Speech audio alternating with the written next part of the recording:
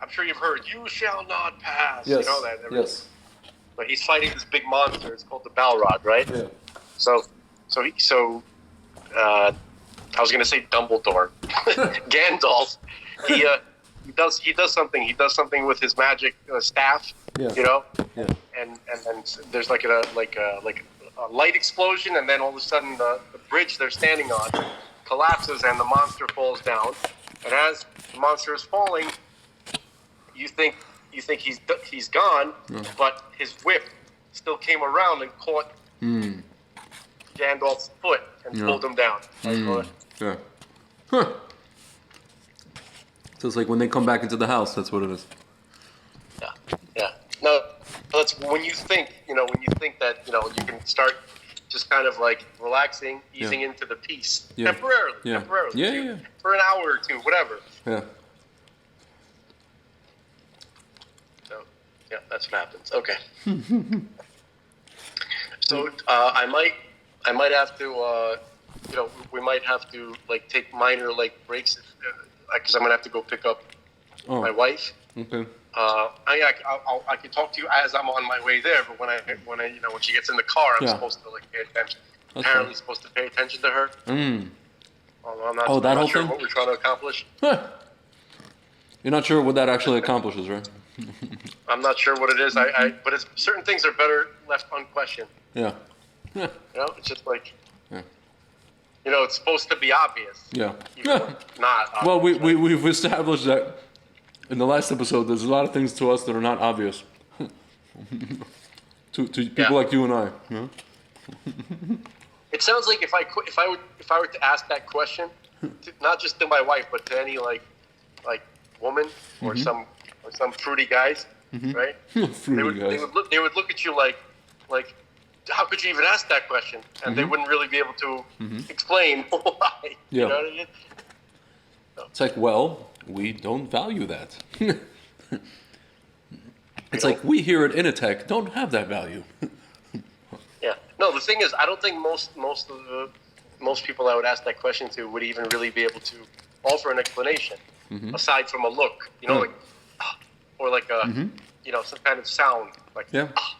Well, it's like Larry when he asks his questions. What? What'd I do? What'd I say? You can't even ask a question, right? I got. Are you recording? I am. Oh, dude, I always get caught off guard with that. Anyway, I'm sorry. You know why? I wasn't sure because I thought we were going to do the Zoom thing, but we can do that. We can do that. No, we can do that for the. Yeah. Wait, should we just do that right away? You want to? No, I'm only recommending that because you mentioned that it was difficult to splice together. Oh, we could do that. Thing. So we could just start from Zoom from scratch if you want.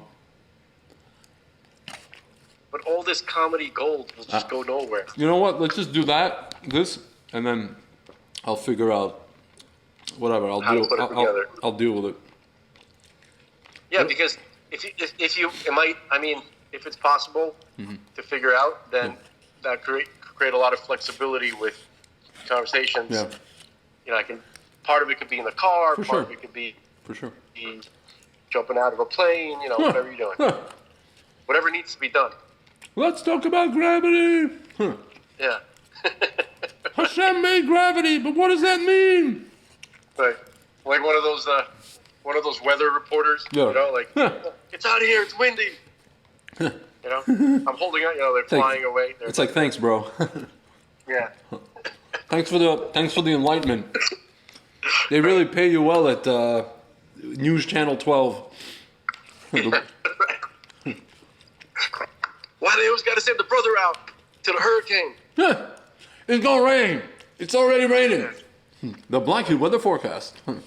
Winston, tell us how it is out there. It's raining, motherfucker. And now for your Blackie weather forecast. It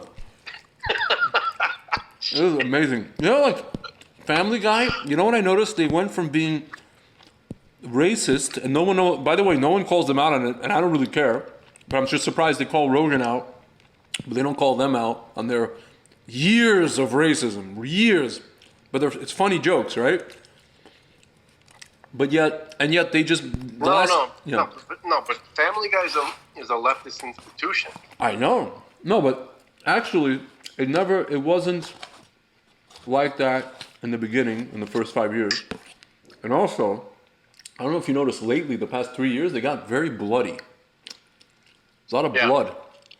Very violent. Yeah. Why do you think that is? I think that's all part of the desensitization of the public towards injustice and violence. Yeah. To make violence, graphic violence, something that's tolerated and even entertaining. So now here's my question: if graphic violence is tolerated and entertaining, why don't people have a taste for, let's say, executing, bad guys in front of the world? Well, the leftists, they have a taste for that. Okay. And the people who are still somewhat normal, Yeah. right? Like the right, they don't have a taste for that. But leftists definitely have a taste for that. You're saying if they could, what they say, you're saying if they could hang Trump, they would.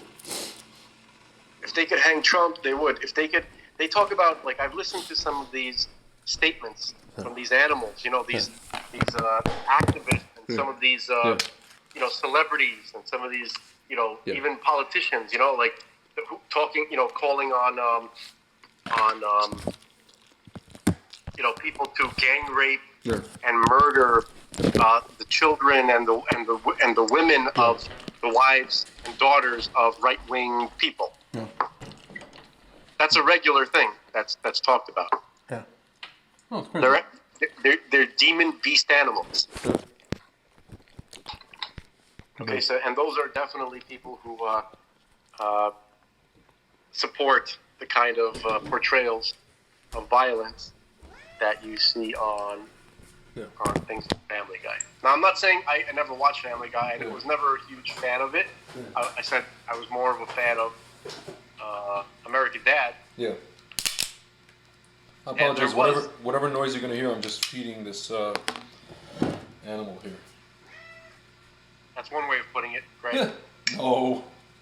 No. Damn it. Yeah. I heard the cat. Yeah. I got into a discussion with a friend of mine who's upset at me because why? Because she notices that sometimes what I'll do is I'll say things, in some of my videos where I validate the sentiments. Or how should I put this? What I do is for example, I'll give you an example. I say stuff like, anti-Semites are coming to teach us something, right? Or I'll say like, Whoopi Goldberg said it's not about race, and I go, yeah, it's not about race. So what you should do, people with emotional intelligence, what they normally would do is say, maybe this person is trying to tell us something, instead of, oh, she's an anti-Semite, oh, let's have an educational moment, with this person and set her straight. No, maybe this person is trying to tell us that the Jewish people are not a race, that we're a nation that was formed because we accepted this whole spiritual experience and the book of instruction, right? And my friend, I think that a small adjustment in terminology would help. Correct. Let's say correct. If you were to just to start every one of those like statements by saying God uses anti-Semitic non-Jews and unfortunately some Jews, right? Yeah. Anti-Semitic Jews, right? Yeah. to send messages to us. They're not consciously. You don't want people to think that you're saying that these people are consciously trying to help us. Of course not. And I even say that. I say that these people are a vessel. They're a messenger. Not. I always say that. But initially or defensively? No. Always. No, not defensively. Dude, I've made many videos about this, and not only that, I've said, there's another instance. Oh, I meant, for example, there was a video that I made about you know, how like we're gonna get blamed, the Jews are gonna get blamed in all this smacks stuff, right? Because it's all the CEOs and all these things. And my friend goes to me, you know how many anti-Semites, and you know, part of the anti-Schmacks movement is overlapping with anti-Semites? I said, yeah, but that's not the point. That doesn't mean that I'm going in those groups and listening to what they're saying. I'm saying what I'm saying because I'm saying what I'm saying. I want to tell you something. I'm very grateful. I'm very grateful to Hashem, I should say, primarily, but that my brother puts a nice little like monkey wrench in the ability of anti-Semites in the anti-Schmacks movement. Yep. To make this a Jewish issue. Exactly, because he is like the ultimate Jew. No, well, okay. So here's what I'd like to pose it differently.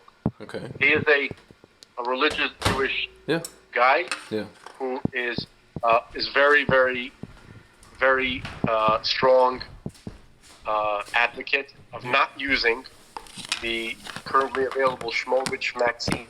Yeah. Do you know what I heard from anti-Semites about him? Probably the most vocal of all people. Yeah, he is.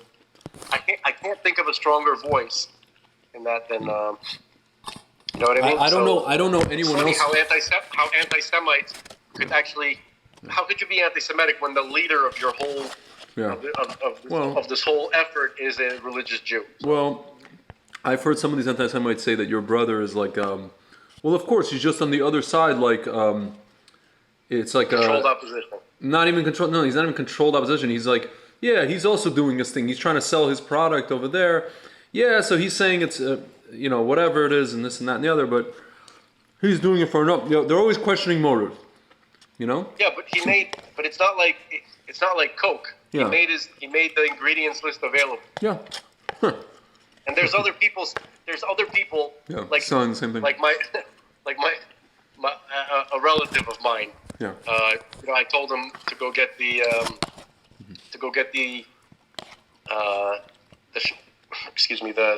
protocol with the Schmercetin, right, and the Schmink, and the Schmeidovan, Shmi, and the Schmeidovan C. You could just smart all the way down the line. I don't know, because I don't know that you can't mention you can't mention Schmercetin. You can't talk about vitamins. You can't talk about vitamins without getting. Not talking about vitamins. What's that? Vitamin C is healthy for you. Vitamin D is too. Yeah. No vitamins. Dude, do you think that like these YouTube people? I was trying so hard not to curse. That was the delay. Sorry, folks. Yeah. These YouTube people, if you can call them that. Do you think they sit around and they're like, dude, we are definitely not the good guys? They're like, dude, what do you think they should do to us? No, I think what do we deserve? No, I'll tell you like this. I think there are. You don't think they ever sit around thinking that? No. I think there are people. First of all, these companies hire, outsource other companies. Not in India, but just like even in America. Like Facebook hires a company called Cognizant. It's based in Arizona.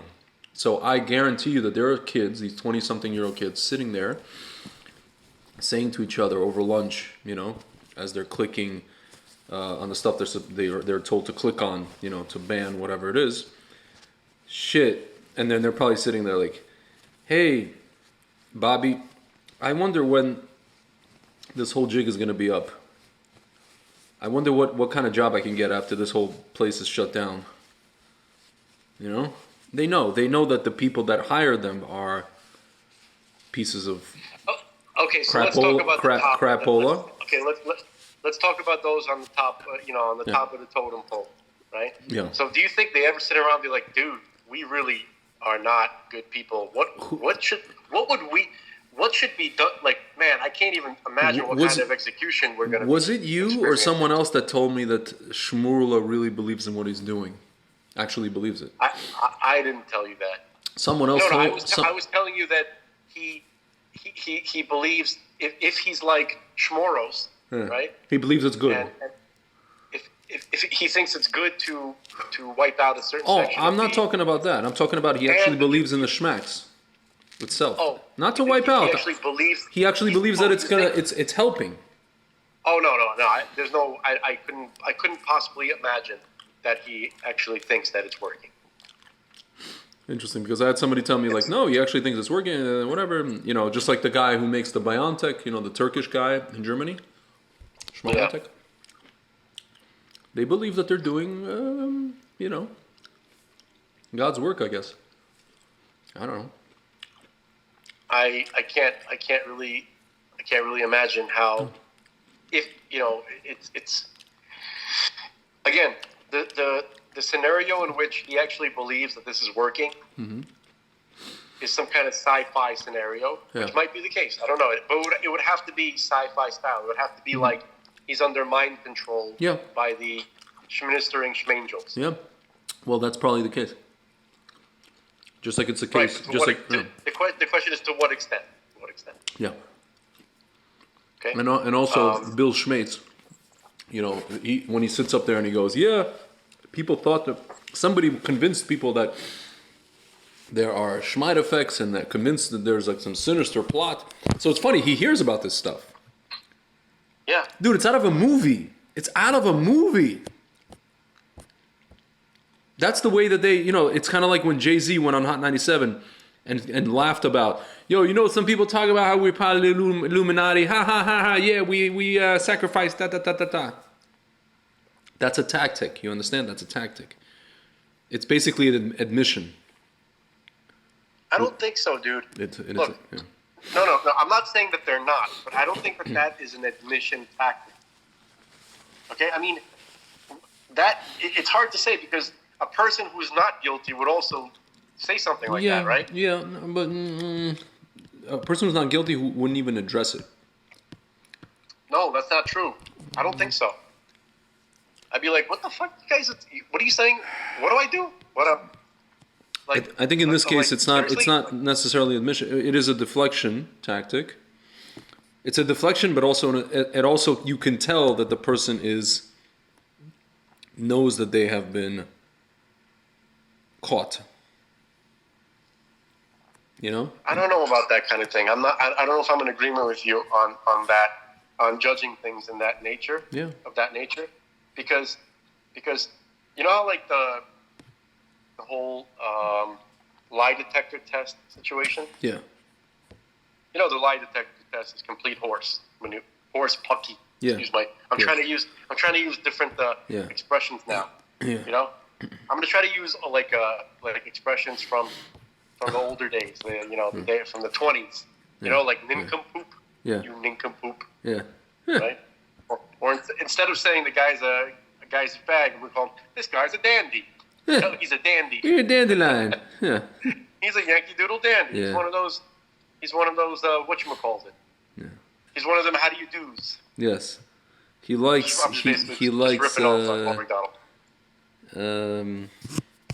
whatever. I had a whole series of things that I used to say.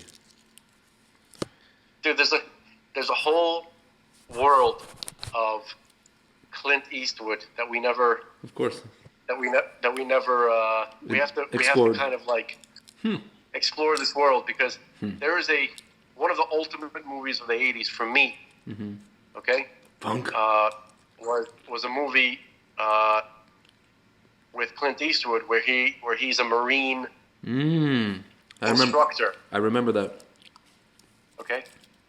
And it physically hurts me that this is one of my favorite movies, and I think it's called Heartbreak Ridge. It could be. And just the fact that I'm questioning that is making me sad. What about the movie where he's a fighter pilot against the Soviets? Oh, that's the Firefox. That's sick.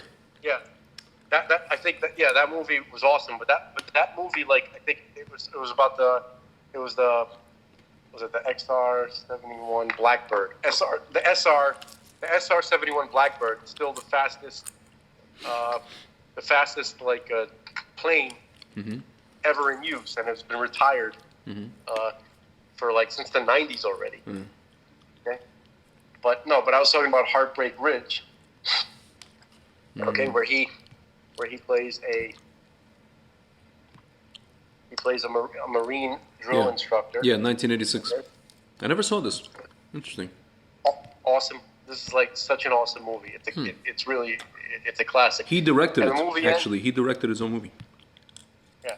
So the kind of stuff that he says in there, like it's unbelievable. He's like, yeah, she was a real crossweight breezer. You know what I mean? What the hell does that even mean? This can't be discussed on this show. Okay. But she's a real crossweight breezer. You know basically, it has something to do with probably with prostitutes. Some kind of description of some kind of characteristic of a prostitute, it would seem. Okay. No, but the kind of language, the lingo that they have, right? Yeah. Is awesome. Like some of these guys, like they'll say something, it sounds awesome. You have no idea what the hell they meant, but it sounds cool somehow. And, dude, the budget for this movie was $15 million. Guess how much it made? Probably less, right? No, $120 million. It was a hit. It was, well, I didn't see it in the theaters. I saw it years later on cable. When I was a kid. Mario Van Peebles is in it. Yeah. And no one else. Oh, Vincent Irizarry. It's you know this guy? It's a familiar name. Whatever, I forget where else he was playing. Vincent Irizarry. Marsha Mason. Who was this actress? Oh, I know her. Okay. Everett McGill. Moses Gunn. No, Vincent Irizarry. He was just he's one of the young, he was soldiers. He was one of the grunts, one of the trainees. Yeah. Interesting. Yeah. I'd like to see this movie. Basically, it's like, what's the plot here? So basically, he's a very decorated Marine veteran, active duty, and kept getting into trouble in terms of fighting and public intoxication. He would get drunk, and then he'd get arrested a lot. Yeah. And in the movie starts out with him in jail, and he's telling a story. He's telling war stories, right? And everybody in the holding cell is just gathered around listening to him. And then some big guy wants to take him on, or he wants to give him a hard time, so he beats the living hell out of him. And then immediately goes back to telling his story. He goes, here, hold this, son. The cigar, right? He goes, I think war has just been declared, right? Then he just beats the hell out of the guy. See, check this out. This says, Highway repeatedly clashes with Powers and Staff Sergeant Webster, the first platoon sergeant, over his unorthodox training methods, such as firing an AK-47 over his men's heads to familiarize them with the weapon's distinctive sound. It's funny. Yeah, because that's the sound that they need to know. That's the enemy, the Russians, that they're going to be facing is not just Russia, but anybody who Russia supplies. Yeah, exactly. You know what I find really interesting? That during the Cold War, or especially the 80s, leftists did not see Russia as an enemy. All of a sudden, we're back to Russia is our main enemy. It's all fake show. These people are putting Russia. Russia used to be commie. Yeah. They're not commie, and they're actually trying to work against the globalization of world government. So now they're the enemy. Yeah, I saw Putin met with Macron, and I said to my friend, I hope Putin runs Macron and all his other World Economic Forum cronies over with a truck. That's what I hope. Like, I'm rooting for Putin here. Really.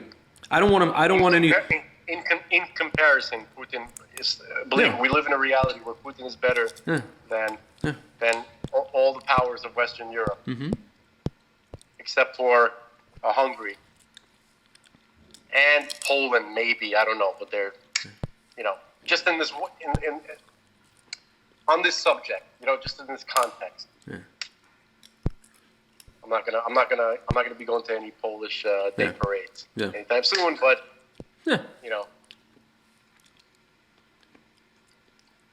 So you know what I don't understand? There's an app called Hinge. A dating app. There's a dating app called Hinge. No, never. Okay, so I'm on this dating app, and clearly I've clearly demarcated myself as politically conservative, not schmaxinated, and a slew of other things. Religious, whatever. I don't know why. Lately, I've been getting a lot of these kind of quasi-smokestacky Jewish girls. I say quasi because some of them are and some of them aren't. And the latest one has she, her, hers, / schmaxinated and a few other kind of wokest qualities in her profile. The only thing I have in common with her is that she's Jewish. So I'm getting a bunch of these. So these girls are seeing me. I don't even know if they're looking at my profile. Okay, maybe you like my picture. That's nice. But they don't. I don't see how that could be the case. They don't understand what they're working with. There's even an audio that I left. They give you a choice of change my mind about, and you leave an audio. You know what the audio that I left? I said that the natural. You completely just mowed down my what did I mow insult. And I don't appreciate it. Wait, what was the insult? When you said that maybe they're just looking at your profile picture and they like it, and I said I don't see how that is. Ha. And you I hurt thought my feelings when you didn't let me hurt your feelings. I thought my jokes were bad. Damn it. No, so there's an audio that I left, change my mind about the fact that natural shmimmunity is much better than schmexine. There's an audio you can leave. So I left that. And then it's I have stuff, you could pretty much tell that I'm what I'm about here. I mean, I guess they like wine because it's all about there's wine there. But see, I wrote conservative politically, not schmaxinated. They have a thing for that. Maybe they think you're conservative, religious conservatism. Wait. Did you say conservative politically? Politically. It says that, right? Politically. But no, there's a maybe they think no, because it shows it's like a icon, but the icon's referring to politics. It's not referring to here. 1 second. Religious beliefs, politics, conservative, visible. There you go. Unless they thought it was religion. I should put that I'm Orthodox. But see, there's no Orthodox. It's just Jewish. There's no Orthodox option. But Kitzer, you see what you're working with. Isn't there add your own description, add a few words about yourself? You can't do that. You can, but I did not. I don't know how to write about myself. That's right. I'm an Orthodox Jew. I'm Kahanist. I'm a Kahanist. That's right. I am an Orthodox Jew. I think that'd probably be helpful. No. So I've been getting a lot of these kind of semi-wokeists. I don't even call them woke. I think they're just people who are trying to be part of mainstream society. Kind of just by hook or by crook. So, that's what they want. And I can't give that to them. I'm sorry. I do not have the capacity.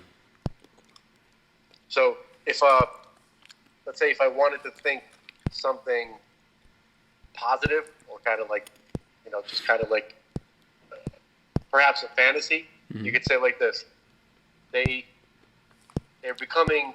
starting to realize that leftism is a mental disorder. Yeah. Right. But they don't want to change their profile because they're scared of being ostracized. Yeah. But they do want to get a normal conservative guy. So they'll contact you hoping you'll rescue them. Yeah, no, they can tell that I'm like, listen, in the pictures, contrary to what I project in real life, in the pictures I look masculine, you know? And Well, I look fairly... So basically, just in the words of George Michael, let's take these lies and make them true. Exactly. Or I will be, or more like, I will be your father figure. Put your tiny hand in mine. Put your tiny hand. Put your tiny hand in mine.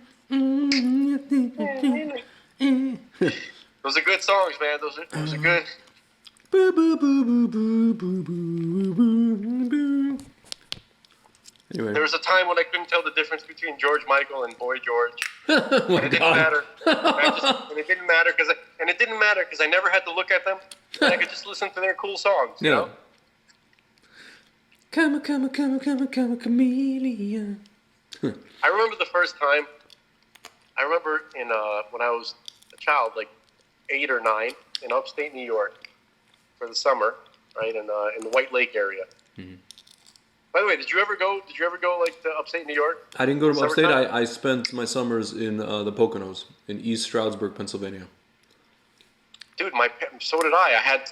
My parents had a house in the Poconos. No, I went to the camp Olympic summer camp. No, but the I'm just saying that the Pocono, it was the house that they had. It was next to East Stroudsburg, Pennsylvania. Oh, okay. That's actually I went to. In Stroudsburg, Pennsylvania, is where I went to see Who Framed Roger Rabbit. I saw, you know what I saw in that theater? We went to get the popcorn chicken at KFC, and then we went to see Terminator 2. That's where I saw Terminator 2. That was a real American town. Oh, yeah. That was like, we were like, oh my God, these are Hicks. No. I didn't mean like that, but it was like, it really felt American. Yeah, of course. It didn't feel like Hicks. It just felt like... No. There was also there was also a town called really nice. Yeah, it was very nice. I liked it. No, so there was that big mall with the theater. Yeah. And I saw Terminator 2 there. I saw a couple. I think one other movie there. I think I saw maybe the first Batman. Maybe. I'm not sure. I can't remember. I for sure saw T2 there. I for sure did. That I know. Our parents, when they visited us, took us there. Like on the Sunday. Yeah, I remember, like here, I just wanted to point something out. That, like, my movie-going experience, I remember,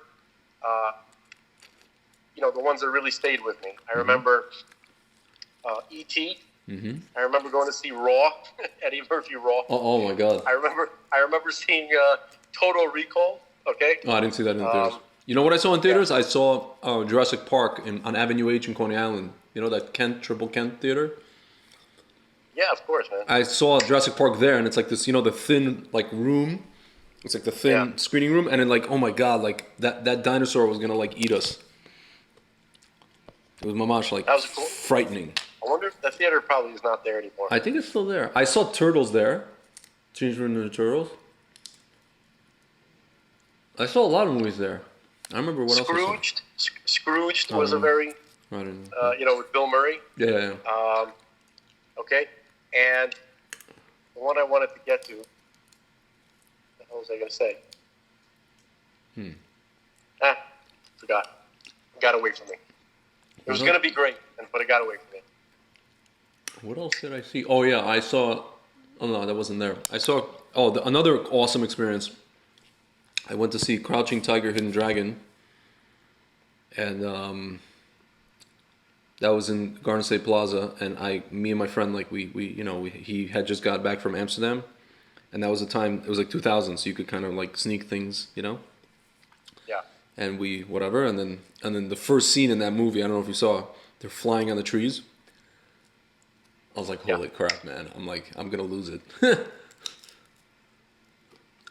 It was it was a little bit sad and boring in a lot of cases. You know what I mean? But but some of it was interesting. But I don't know. It didn't have that, like, I guess, 90s, 2000s. I didn't really have that feel that I walked out of the movie theater like, holy crap, that was awesome. The last time I walked out of the movie theater, Holy Crowd was awesome was Jackass. What? Yeah, I know it's weird, but that movie is just hilarious. It really is. You know, Johnny Knoxville has like brain damage. damage. Before that, Ace Ventura: Pet Detective. So there's a long gap between. Okay, and before that, Home Alone. No, that's it. Yeah. Oh, Home Alone I saw in the theater, and I also saw. I think I saw it also at that Kent place. My friend and I used to go see movies all the time, and I also. Oh, I'm sorry, and one more. Indiana Jones and the Last Crusade. That's great. I saw what was it? One of the Austin Powers, the second Austin Powers one, in UA in Sheepshead Bay. That was actually really funny because there was a bunch of Russians, and we were all like doing the accent during the movie. You know, we were all like imitating him during the movie. Everybody's imitating him. Like nobody was shutting each other up. We were all just like talking and imitating each other, imitating the guy, like Dr. Evil and what's his name? Oh, Fat Bastard. Dude, Dr. Evil. There's not a nickel's worth of difference between Dr. Evil and Lorne Michaels. Oh, I thought you were gonna say Klaus Schwab. No, I mean just the way they talk. You know, he totally got that. From yes. Now we're going to do this scene, okay? And now we're going to fire the laser. Start the countdown at 30, and then we're going to commercial break, okay? And then we're going to bring on Adam Sandler and Chris Farley, okay? And our special guest today is going to be Chris Rock, okay? That's actually that's pretty good. He's Canadian, right? Yeah. Well, he's Jewish, obviously, but no, but where's his accent? Yes, he's from Canada. Okay, he's the Princess of Canada. Okay. You know, like, there's only one person that really makes me think Canadian Jew. Which is who? Rick Moranis. There's another guy. Eugene Levy. He's from Canada? I didn't know that. Dude, there's so many comedians from Canada. Canada's like full of comedians. They're all doing Second City. You know what I mean? Like crazy. Norm. What's his name? No. Norm Macdonald? Norm Macdonald's from Canada. No, you know Norm Macdonald? Yeah, no, you sent that to me, the whole thing of voting. Yeah, of course. Jim Carrey's from Canada. You know what? Here. Let's do... Who's from Canada? Jim Carrey. Jim Carrey's Canadian. John Candy's Canadian. Here. Very simple. Let's do Canadian comedians.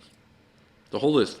Norm Macdonald, Mike Myers, Howie Mandel, John Candy, Martin Short, Jim Carrey, Phil Hartman, Brent Butt, I don't know who that is. Phil Hartman? Yeah. Seth Rogen, okay, he's from Vancouver. Catherine O'Hara, Kevin McDonald, Tom Green, Rick Moranis, Eugene Levy, Dan Aykroyd, Russell Peters, he's from Toronto. Mark McKinney, that was the Kids in the Hall.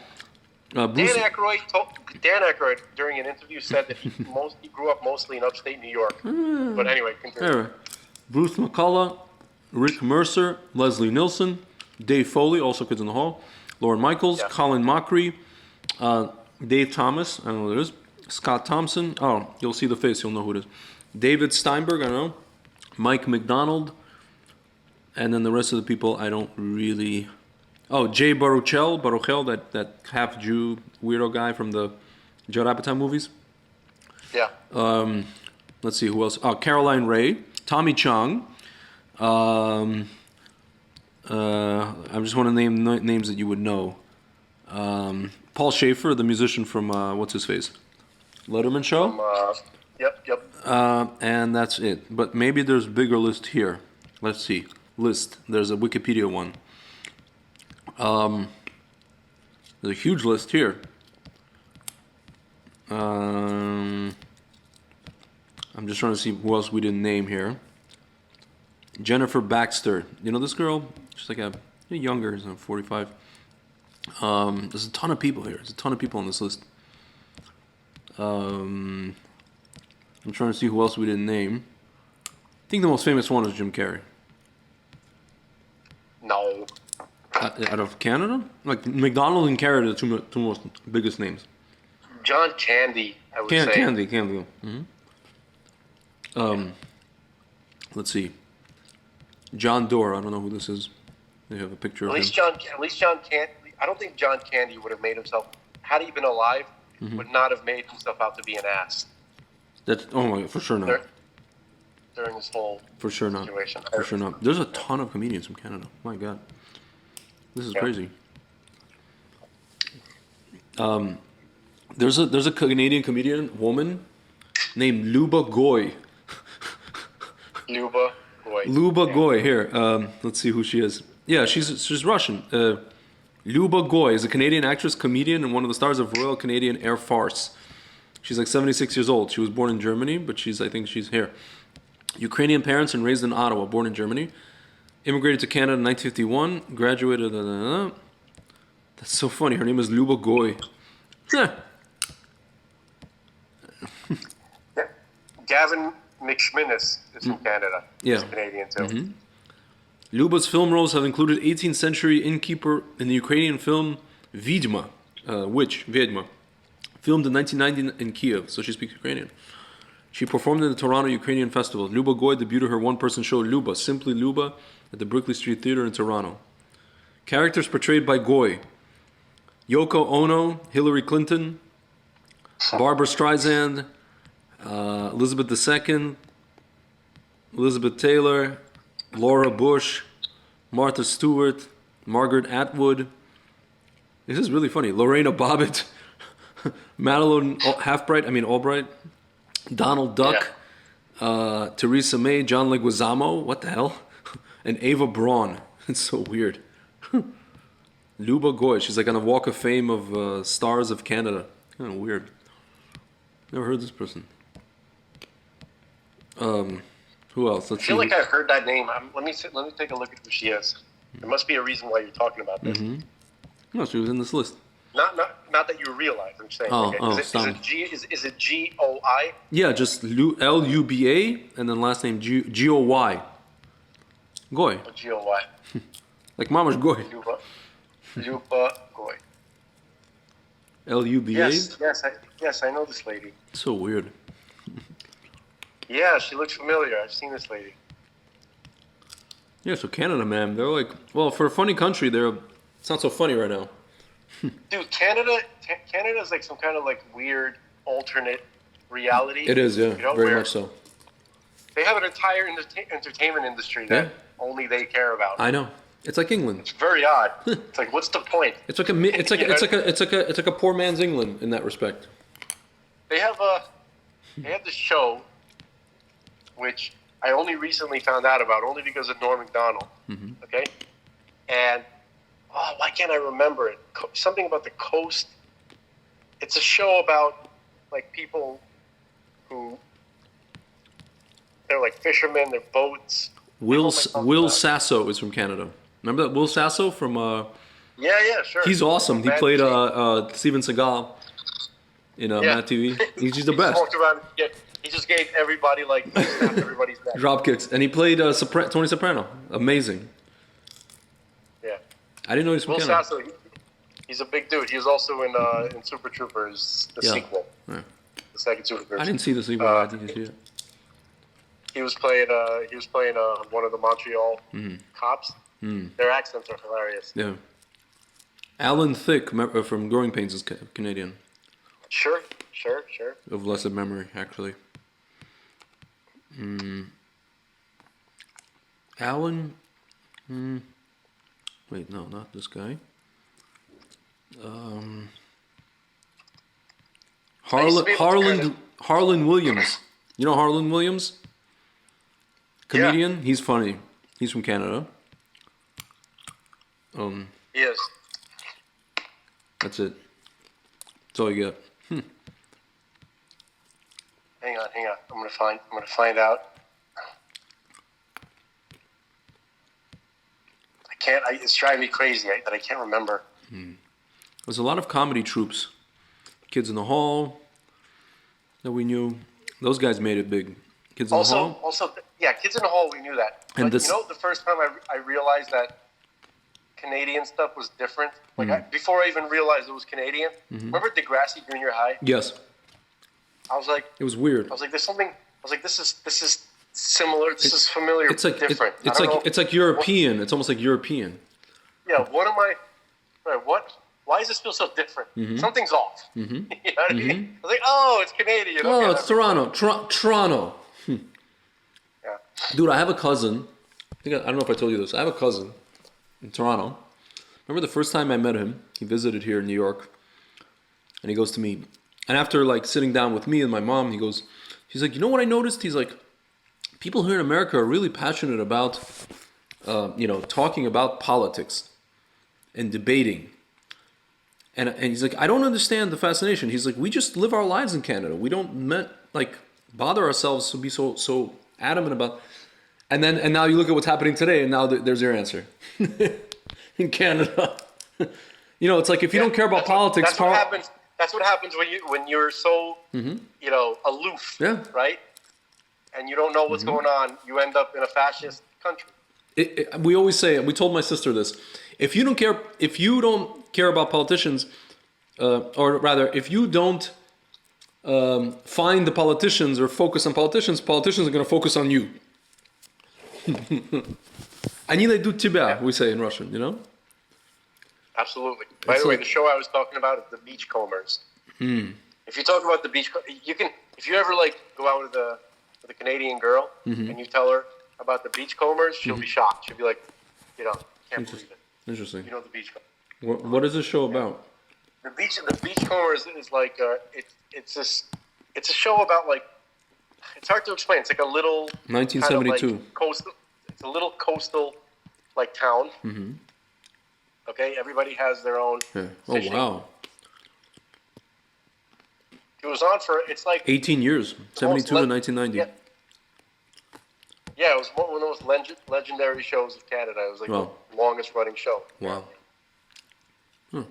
Yeah, 387 episodes. It's kind of like a comedy. It's kind of like a little bit like a Brady Bunch style thing, but with a small coastal Canadian town. Everybody has boats. Here, series overview.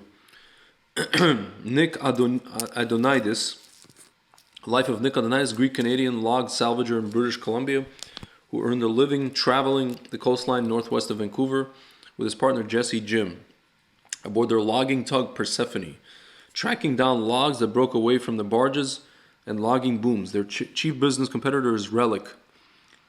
Relic is the main character in that show, basically. A somewhat unsavory person who will occasionally go to great lengths to steal business and logs from Nick. The series also focuses on supporting cast of characters in Nick's hometown of Gibsons, often centering on a cafe, Molly's Reach, run by Molly, a mother figure to virtually all the characters in the series, including Relic.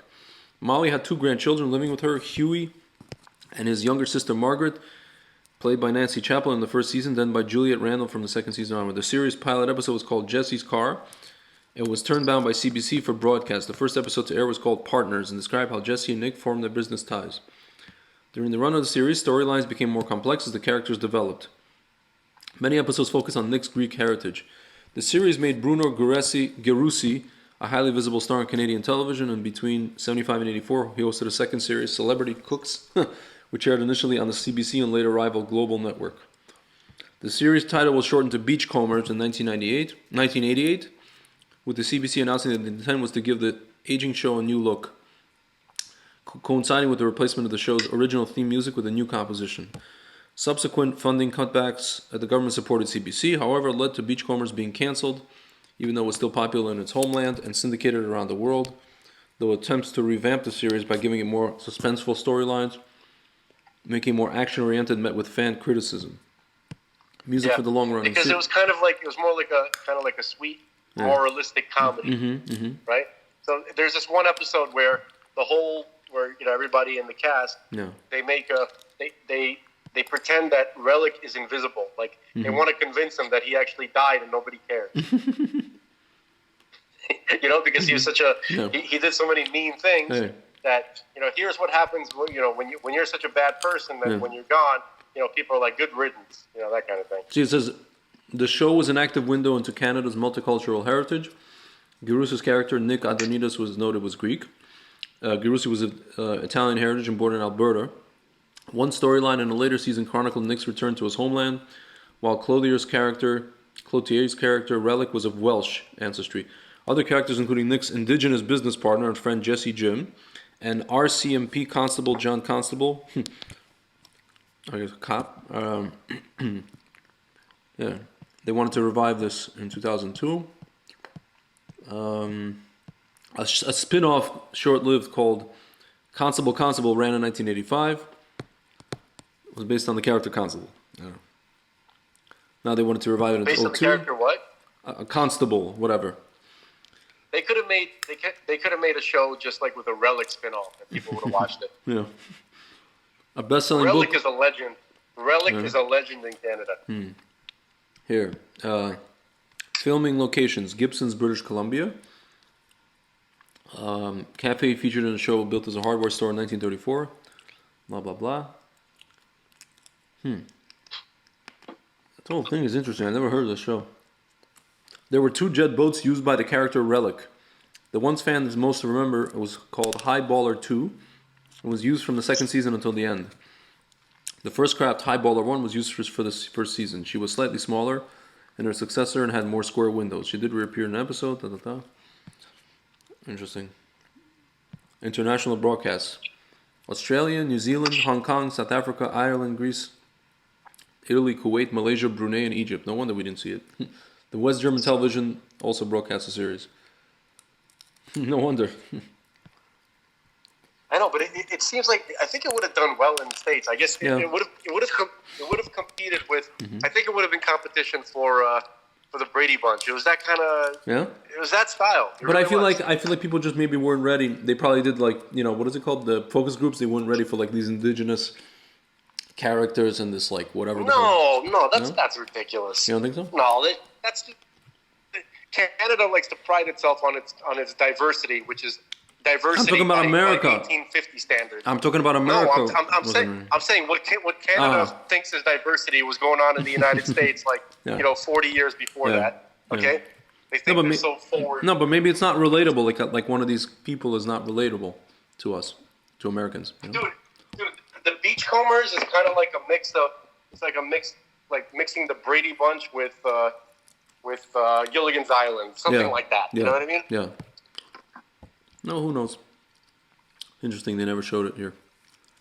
And the guy, the lead character, the Greek dude, he was like the moral backbone of the show. Yeah. And he had like a similar look. He looked like a Greek version of Mike Brady, like from the Brady Bunch, the father. Yeah. They even had like the fro. The curly fro, like he had a Jew fro. Yeah. They both had a Jew fro, basically. So. Yeah.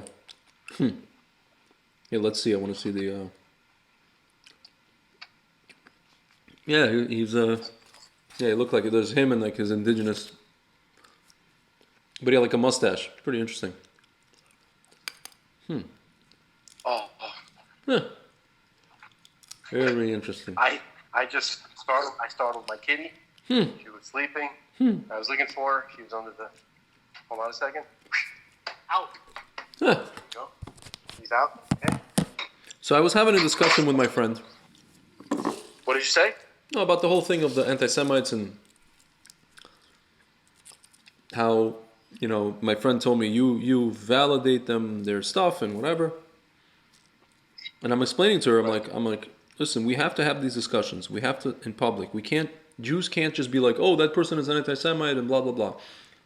They're coming to tell us something. They're coming to tell us, and we need to have these discussions.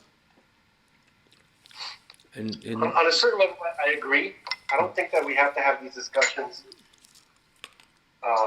in public? Completely in public. Yeah. Okay, so in that way, I don't agree with you fully. She accused me of Farrakhaning, basically. Well, you are a chronic Farrakhaner.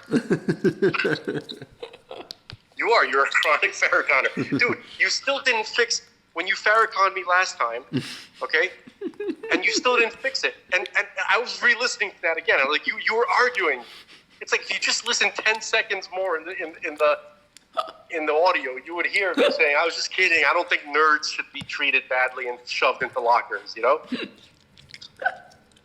That's not Farrakhaning. That's just like whatever. You Farrakhan the shit out of me. Farrakhan is to do with Jews. No, but it's moved on now. It's moved on. It's evolved. I'm like cracking up. Right? Stop it. Stop it, man. Ay. Gosh. You remind me of that, of the lead singer from this band called Till Tuesday. Remember Till Tuesday? Till Tuesday? Remember Till Tuesday? Their famous song was "Voices Carry." I need to hear it. Classic 80s song. In the video, the lead singer, she's a lead singer in the band, but she comes home to this like yuppie boyfriend, right? And he's like, "Where you been?" She's like, "I was practicing with the band." He goes, "All night? When are you gonna spend some time with me?" And then all of a sudden he gets all aggressive with her. You know? I think I've seen something. He's like this evil Chaz. Yeah. He plays this evil Chaz character. And then all of a sudden like he takes her to the opera. Yeah. And then she starts like freaking out and screaming. Yeah. And you're like one of those. You're like her. What? Like you gotta make a scene, embarrass him, brother. Nah.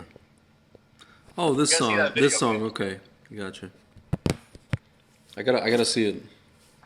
Interesting. Whenever I saw that video, I was just like, I became like a black Beavis. What? Right? Beavis was black. What would he say? He goes, "Bitch, be tripping, man. Making a scene all up in there. People trying to sing opera. She be yelling, some white girl shit." You turn into like Patrice. It's funny. Patrice did that all the time. Yeah. He would turn white people into black people. He's like, I remember one time I was at the Aspen Comedy Festival, and that's where white people are from. You know what I mean? Like that's where white people come from. I don't mean like white people, but white people. You know what I mean? Yeah. And somehow everybody understood what he was saying. Yeah. Okay, even though it made no sense. Yeah. But he's like, that's crazy. Here's what I mean. It's like, I used to try to go there, right? And you go to an ATM machine, and you want to take out like $20, but the ATM machine like charges you like $8, right? Right? That's like me in Miami. That's what happened to me in Miami. Right. And he's like, that's some white stuff right there. That's some white shit. You know what I mean? Yeah. He goes, I see. He goes, and because I was like, what the hell, man? That means I got to take out 20. That means I only got $12 left. I'm trying to take out $20. I got $12. Right? He goes, I haven't seen this white lady, Yeah. where she's like, she's like, what the? She turned black, She's like, what is this bullshit? She goes, what the hell is this shit? $20, right? And then he does an impression of the cops. He goes, calm down, white lady, chill, like relax. She's like, this is some bullshit. Calm down, white Dude, lady. I was in Miami. I went to this place in downtown Miami. This is like 2008. Went to a music conference.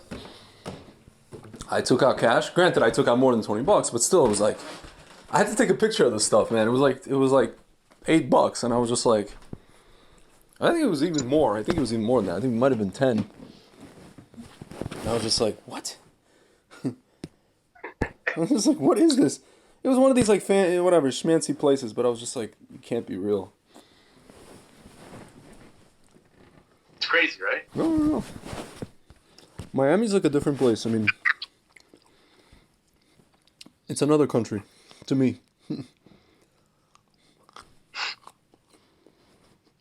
You were telling me about the people who drive around with like South American licenses. Oh yeah, I did want to cover that, but can you give me 1 second? I have to take a pee break. Dude, I also do. All right, I have to get mobile now, so I'm gonna call you when I get in the car. Alrighty. All right, cool. Okay, I'm in the car. I'm in transit. For people, it was a mere nanosecond. Just not even. I teleported to the car. Huh. But the question is, if I could teleport, what do I need a car for? Exactly, it makes no sense. You're totally incoherent right now, babbling. Makes nothing. No sense whatsoever. So what the hell were we talking about right before this? I was trying We're to talking the whole about thing. relic from the Beachcombers. No, we're trying to get into the whole thing of South Americans driving with their South American licenses in Miami. Oh, I have so much to say about that. Oh. Do tell. I have too much to say about it. In the words of Judge Smails, well, we're waiting. Danny boy. Yeah. Danny boy. You'll have potatoes and like it. You'll get nothing at the... I want a hamburger. I want a cheese. You get nothing and like it. Danny boy. That's such a great line. That's so... That's what I want to tell... Nothing. That's what I want to tell all of these leftists and all of these other entitled, even right-wing people. You will get nothing and like it. Nothing and like it. Actually, that's what they've been saying to us. You won't own anything and you'll like it. No. That's a different story. We work for our stuff and we're not entitled to stuff, but whatever we earn, that's what we have and we keep. No. Well, hold on. I think we have a misunderstanding. Yes. They've been saying this thing lately, with the schmau. I know. That's something else. Right? They don't want anybody to own anything, right? And they said you won't own anything and you'll like it. That's, well, I guess. And yeah, you'll be happy, yeah. Mm-hmm. Listen, there's a difference between us choosing versus, or Hashem doing that to us versus a person. There is a big difference. I agree. You know? There's a difference between being, what is Sameach Bechelko, happy with your lot, versus a person coming and stealing from you. What is the difference? You're asking a question? No, I said there is a difference. That's it. I know what the difference is. Unless you want to tell me your answer. So, the difference between being happy with your lot and someone stealing from you is meaning, let's say you start out with like 10 acres, okay? And then somebody steals 5 acres from you, right? Exactly. So if God had only given you 5 acres to begin with, you would be happy with your lot. But since He gave you 10 and somebody came and ripped it off, that's a different story. I have a wrench in your operation. What if God sent a person to steal from you? So God did that, but here's a wrench in that whole wrench. People have free will. That's true. So the person can choose to say, like God, let's say God makes an announcement. He goes, I need an executioner. Yeah. Right? Mm-hmm. So I'm looking for volunteers. No one has to step forward. Mm-hmm. In fact, he doesn't want anybody to step forward. Yeah. It's a test. It's a weird thing. You're the one who you're volunteering for this, right? Okay. Yeah. All right. I'll make a note of that. The parable is like this. Yeah. And this could be viewed from a lot of different angles. So you have the king's son, right? Mm-hmm. You have the king's son. Yeah. Okay. Sometimes that is representing just the Jews, and sometimes it's representing just a person in general. Mm-hmm. Okay. Because on a fundamental level, every human being is God's child, right? So so you have and the king wants to punish his son for whatever, I don't know, some reason. Okay. Yeah. All right. So he makes an announcement saying that he's gonna, that the kid has to be whipped, right? Yeah. So and he's like, who's gonna volunteer? So he's gonna make a note of who is very reluctant to go anywhere near this and who is very enthusiastic. Oh, I want to do it. You know what I mean? Like, oh, really? Yeah. You're looking forward to punishing the prince? Is that right? You know who you reminded me of? The character on Mad TV, Stewart, and he's like, I want to do it. Right. Stuart, you gotta go home. He's like, no, I want to. He's like a poor man's Will Ferrell, that guy.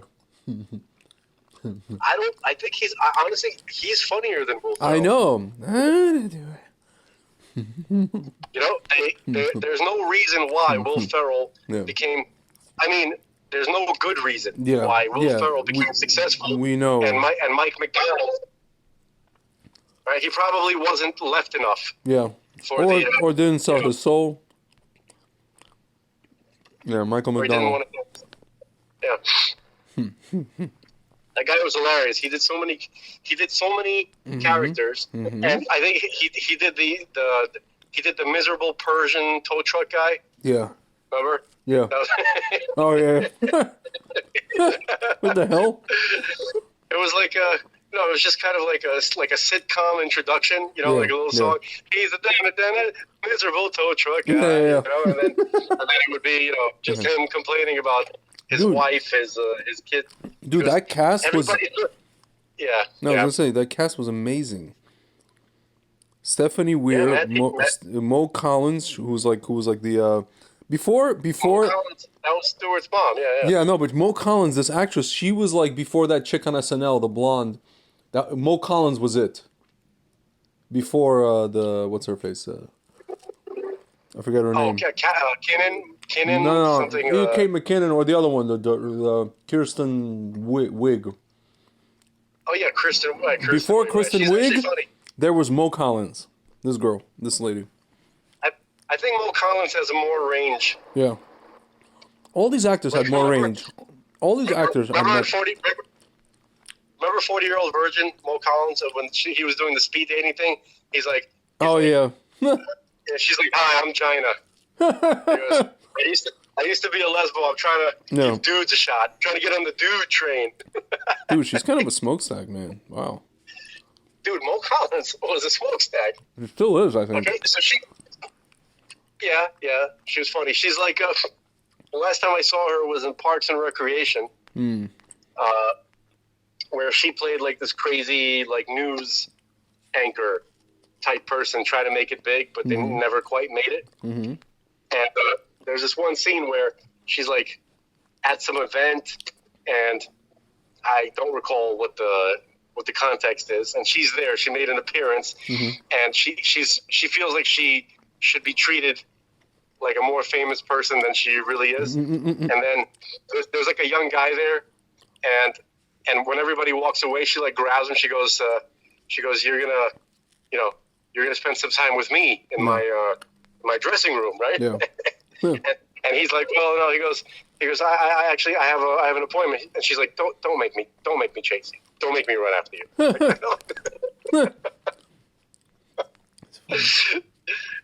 So that's but not in a pathetic way. She's like, I'm gonna chase you down and drag you down. Like, don't make me do that. Yeah. You know. She wasn't begging. She was like trying to dominate him. Right? Which is hilarious. And then she was probably the best skit, one of the best skits in skit comedy ever was with Bob Newhart. Remember when she came, the Stop It skit? You know, when she came there with all these phobias, and he's like, stop it. You should play that right now. Find it and play it right now. I need to go downstairs to do that. Take your ass downstairs, white boy. Damn it. Hold on. You're killing me, Smalls. Give me a second. You're killing me, Smalls. Did you ever feel like Smalls? I felt I was normally Smalls in most of the growing up situations. Yeah. I was always the kid who was like behind in information. Yeah. I was always the loner, and then I would join a group that was already formed organically as a new guy. Yeah. I sometimes was that. Sometimes. I would say I was in that situation most of the time. I was that when I worked at trading, because all these guys decided to go work in there, and I kind of joined later. Right. With one. God forbid you don't know who the Great Bambino is, and then you get what? What? What did I put? The Sultan of SWAT, the Great Bambino, Babe Ruth, right? Oh yeah. and then you're like, oh yeah, okay, I know him, yeah, okay. Huh. So what is it called? What was the skit called? The skit was called Stop It.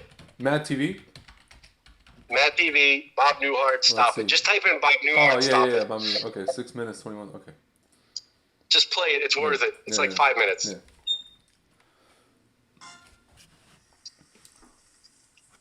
Dr. Switzer? Yes, come in. I'm just washing my hands. Oops. Oh, crap. What did I do? What happened? Oh. I'm Catherine Bigman. Janet Carlisle referred me. Oh, yes. You're in the box. Yes, that's me. Should I lay down? Oh, no, we don't do that anymore. Just have a seat. And let me tell you a bit about our billing. I charge $5 for the first 5 minutes, and then absolutely nothing after that. How does that sound? That sounds great. Too good to be true, as a matter of fact. Well, I can almost guarantee you that our session won't last the full 5 minutes. Now, we don't do any insurance billing, so you would either have to pay in cash or by check. Wow, okay. And I don't make change. All right. And go. Go. Well, tell What? me about the problem that you wish to address. Oh, okay. Well, I have this fear of being buried alive in a box. Okay. I start thinking about being buried alive and I begin to panic. Has anyone ever tried to bury you alive in a box? No, but truly thinking about it does make my life horrible. I mean, I can't go through tunnels or be in an elevator or in a house, anything boxy.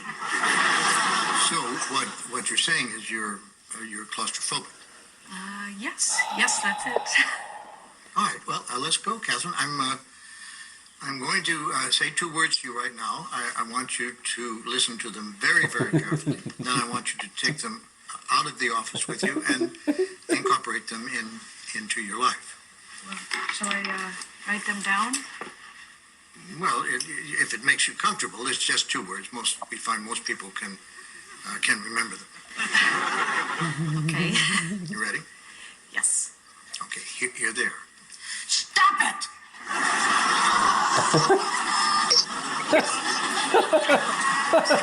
Stop it! Stop it? Yes, STOP, new word, IT. So, what are you saying? You know, it's funny. I say 2 simple words, and I cannot tell you the amount of people who say exactly the same thing you're saying. I mean, this is not Yiddish, Catherine. This is English. Stop it. So, I should just stop it. There you go.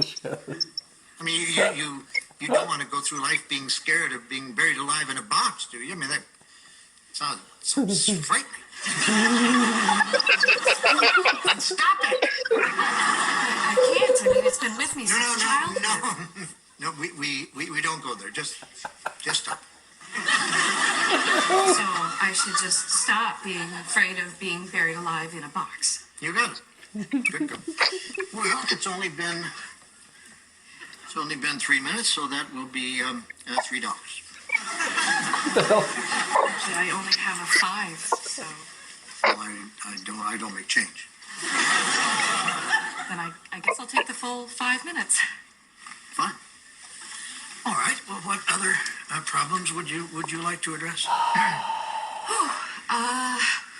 I'm bulimic. I stick my fingers down my throat. Stop it!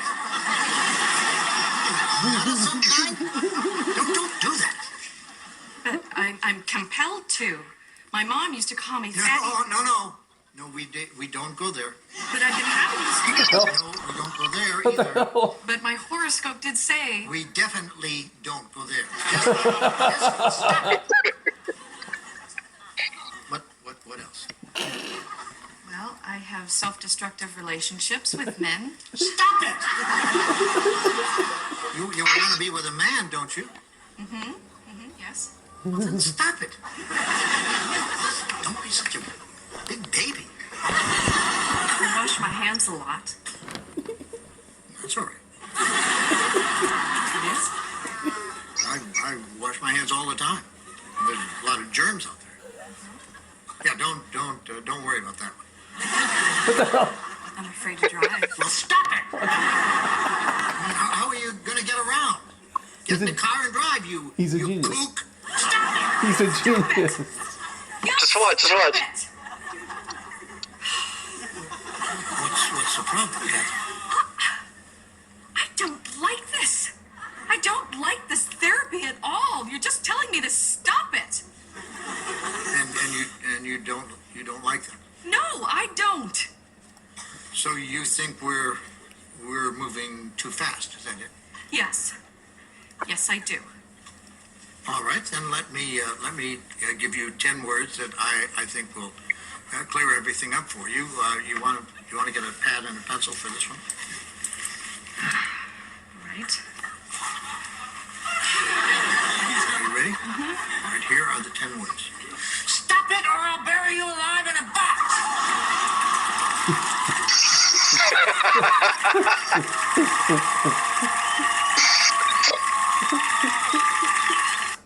I think that's the best skit in skit comedy, probably ever. I've never seen this.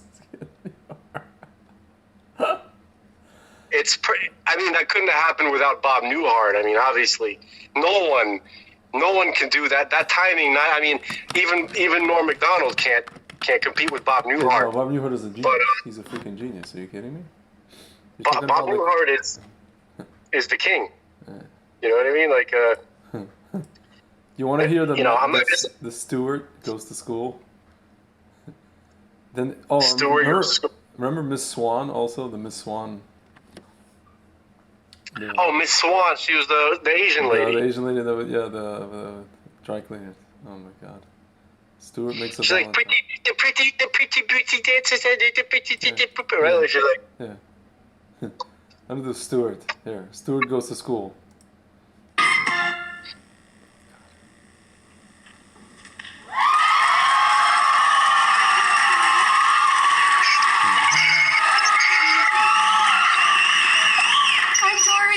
Stewart's mother, you wanted to see me? Oh, please come in. I must say, I am surprised you finally made it in. I've been sending notes home with your son for over 2 months. Oh, yeah, well, he's been eating them. Have a seat, Mrs. Larkin. Stuart is much more intelligent than he's letting on, and sometimes that manifests itself in very negative ways. Oh, is he biting again? Well, that's just a real simple fix. Just spray your arm with bitter apple. No, that's not it. This is about the Valentine Stuart made me when he found out I was going to be going away. He used our class video camera. Well, Stuart made a video Valentine? Well, he can't even wipe his own behind without me doing the follow-up. Well, Miss Larkin, please, just watch this. Oh, God. Hi, Miss Craig. Stuart. Happy Valentine's Day. Look what I can do.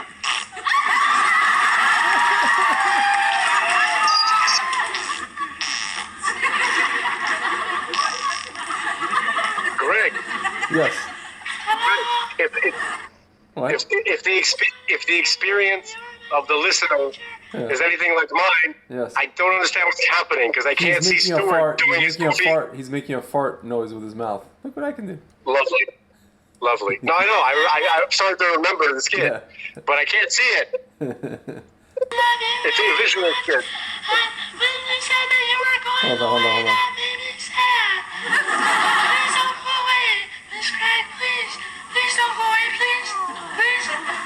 Oh, he makes a crazy, like, psycho face.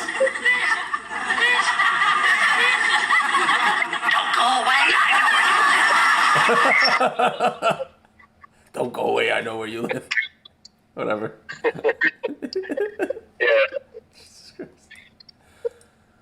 Yeah, that's kind of what happened to Norman Bates. That's his mom. Oh my God. That's what happens. Oh God. It's sad. It's sad, really. So sad. So sad.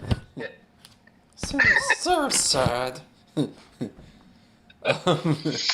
So dude, we went like on a half-hour tangent. What the hell are we talking about? South American drivers in Miami with South American licenses. Yeah, that's folks. Everything that you've heard is all about South American drivers in Miami. No, everything you just heard. it just started off being like Judge I'm Smales. joking. It has nothing to do with South. Judge Smales went into like whatever and nothing and like it and whatever. In order to understand South American drivers, you need to understand Stewart and the Stop It psychiatrist and Judge Snell. Okay. Yes. But here's what you really have to understand. Mm-hmm. South American people don't like each other. It's so funny. When you don't say like each other, you mean like Colombians don't like Ecuadorians? I don't know about I've never heard about that specific beef. Okay. But what? I Okay. know that Puerto Ricans don't like Dominicans. Yes, I know that. Cubans don't like anybody. Okay? Actually, they all don't like anybody. They all don't like anybody. Okay. Okay. Argentinians they consider themselves a different species. They don't acknowledge anybody else's presence. I feel like Argentinians Right. are like French. Argentinians are white Europeans. They don't consider themselves Latino. They're not even Latino. Dude, I was in Argentina. Like they have the very distinct distinction between the whites and what I call what Carlos Mencia would call the beaners. Dude, I was working with an Argentinian guy. He calls every Brazilian, just Brazilians in general to him are black. I know. Even white people, even white Brazilians. Yeah, like anybody there, anybody Brazilian is basically black. It's so weird. Okay, the guy. Yeah, so he was basically like a white metalhead, but from Argentina. So what does this have to do with the driving aspect? Okay, so no, I mean I'm gonna layer this. I think all this information is important to understand the result of the driving. This will be turned into a separate clip, and probably will be. This might be, ironically, the thing that makes us go viral. That'd be hilarious. Well, let's hope not. But I'll do it anyway. Okay. So basically, you have this disrespect for each other. Mm-hmm. Okay, in general, right? They all kind of want to accentuate their differences. It's very tribal, all right? Mm-hmm. Okay, so it's very strange. Everybody can speak Spanish and no one likes each other. That's Miami in a nutshell. Mm-hmm. Okay, and also if I had a chart, okay, I would say that there's a mathematical relationship. Well, let me put it this way: the level of beauty a woman has is inversely proportional to her being a good person. Yes. In Miami. Hello? Hold on. Yeah, I lost you there for a second. Yeah, sorry. Is this Miami, or you think this is endemic to every place, or Miami? No. This is my experience in Miami. That's all I can really say. Yeah. Okay. It's also very strange. It's not clear where money comes from. Yeah. You learn not to ask those kind of questions. Yeah. Like you have people coming from relatively poor countries, right? Mm-hmm. And they have money. They can afford large houses and manicured lawns and and it's not just one guy. It's not one Tony Montana. Yeah. We're talking about like a lot of people, thousands of people. Yeah. Do you think these people are just the ones that are like related in some way, shape, or form, business-wise or family-wise, to all of the aristocracies of those countries? And it just seems like you know what I mean? I don't know. Okay, I don't know. I don't know how money is generated in South America, except for what. Okay. Except for what? Oh yeah. Something that rhymes with cocaine. Schmablo Schmeskabar. Yeah. All right. So. But it's very offensive if you were to ever bring it up. They're like, "Oh, that's what you think Yeah. You know, my family are successful business people. You know, And then it's similar to yes, what and happened in Russia. and then at the end they go, "Don't fuck me, Tony." Yeah, at the end, right? They're like. At the very end, they're like, "Yes, I'm a Remember, don't fuck. Listen, don't fuck me, no. how dare you ask me this question? I'm a very successful dentist in Buenos Aires, but you should remember, don't fuck me, Tony. don't you ever fuck me. I hang. That is so insane. What you just said. I have a helicopter. I hang you from it.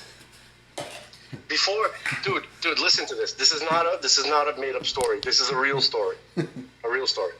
Okay? And I don't make up stories, but this is gonna sound made up, so I'm preempting it, okay? Okay, so I was at a parking lot in Aventura, Florida. That's where I lived there for a number of years. And so I'm driving and then a BMW hits me in the back. Right, like side, like perpendicular, like a perpendicular strike. Yeah. Okay, and the car was very low, and I'm not sure how, but all it did was kind of like mess up my hubcap. It didn't do any damage to like the body of the car or I wasn't sure what it did to the wheel alignment. I had to go check it out, even though I didn't. But whatever. Okay, so the guy gets out of the car. It's a guy wearing scrubs. Okay, he is a dentist whose name is Escobar. He gives me, he showed me his thing, and he's like, "Oh, I'm in a rush, man. Listen, I'm in a rush. Okay, I cannot deal with this right now. Here, take my information. Okay, take my information. Look at my name. Look at my name. Look at my name. Do you see my name? Look at my name."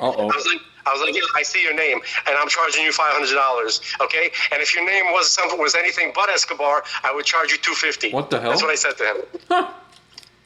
The guy was trying to Escobar me based on his last name. He thought I was going to be too scared.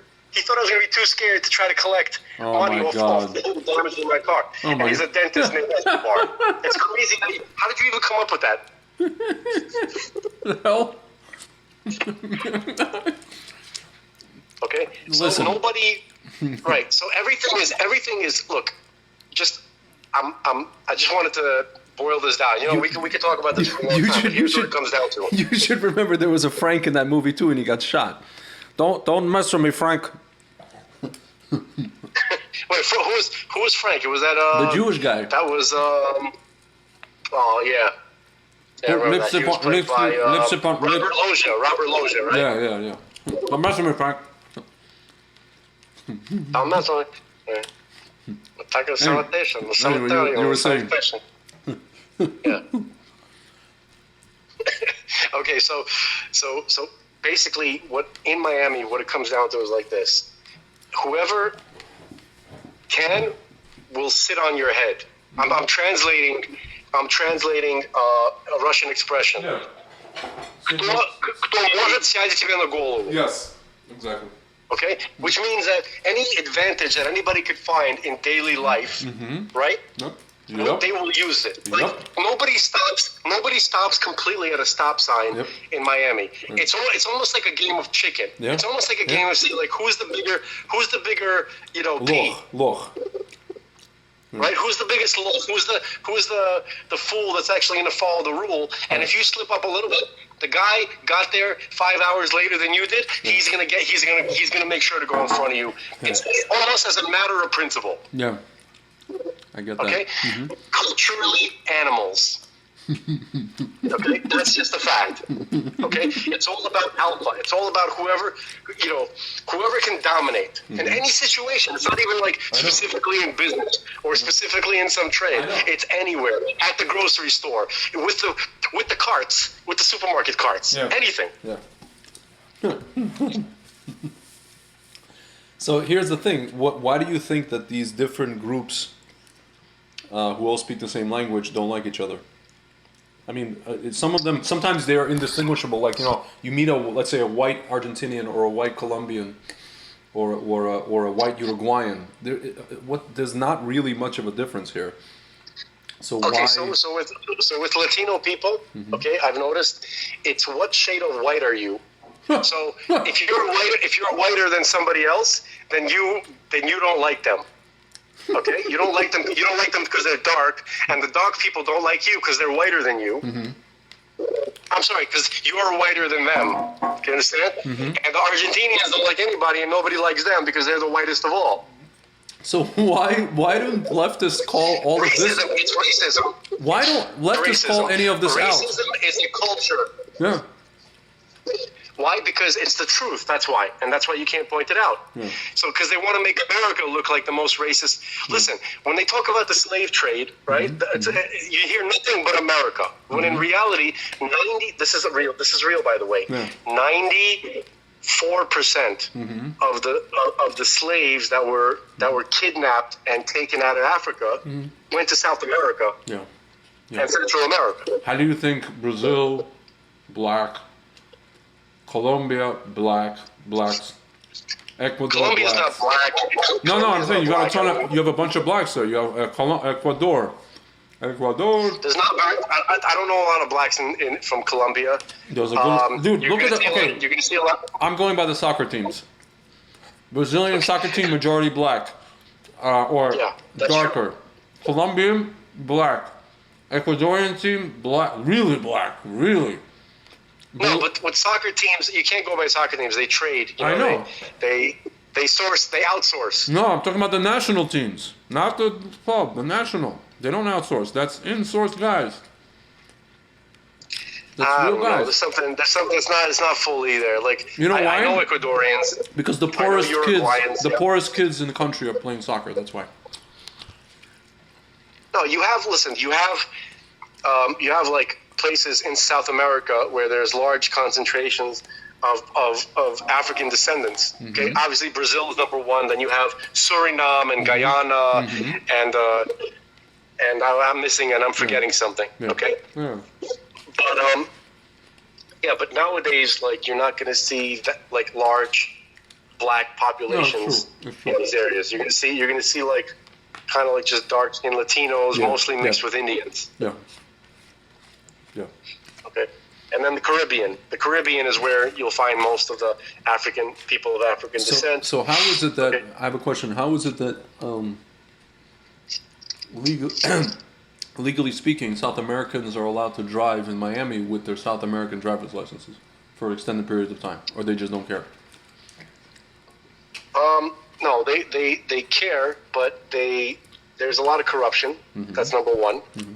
Number two, they get some of them, if they need to, they'll get like American license, but they won't do anything. They won't get it legit. Yeah.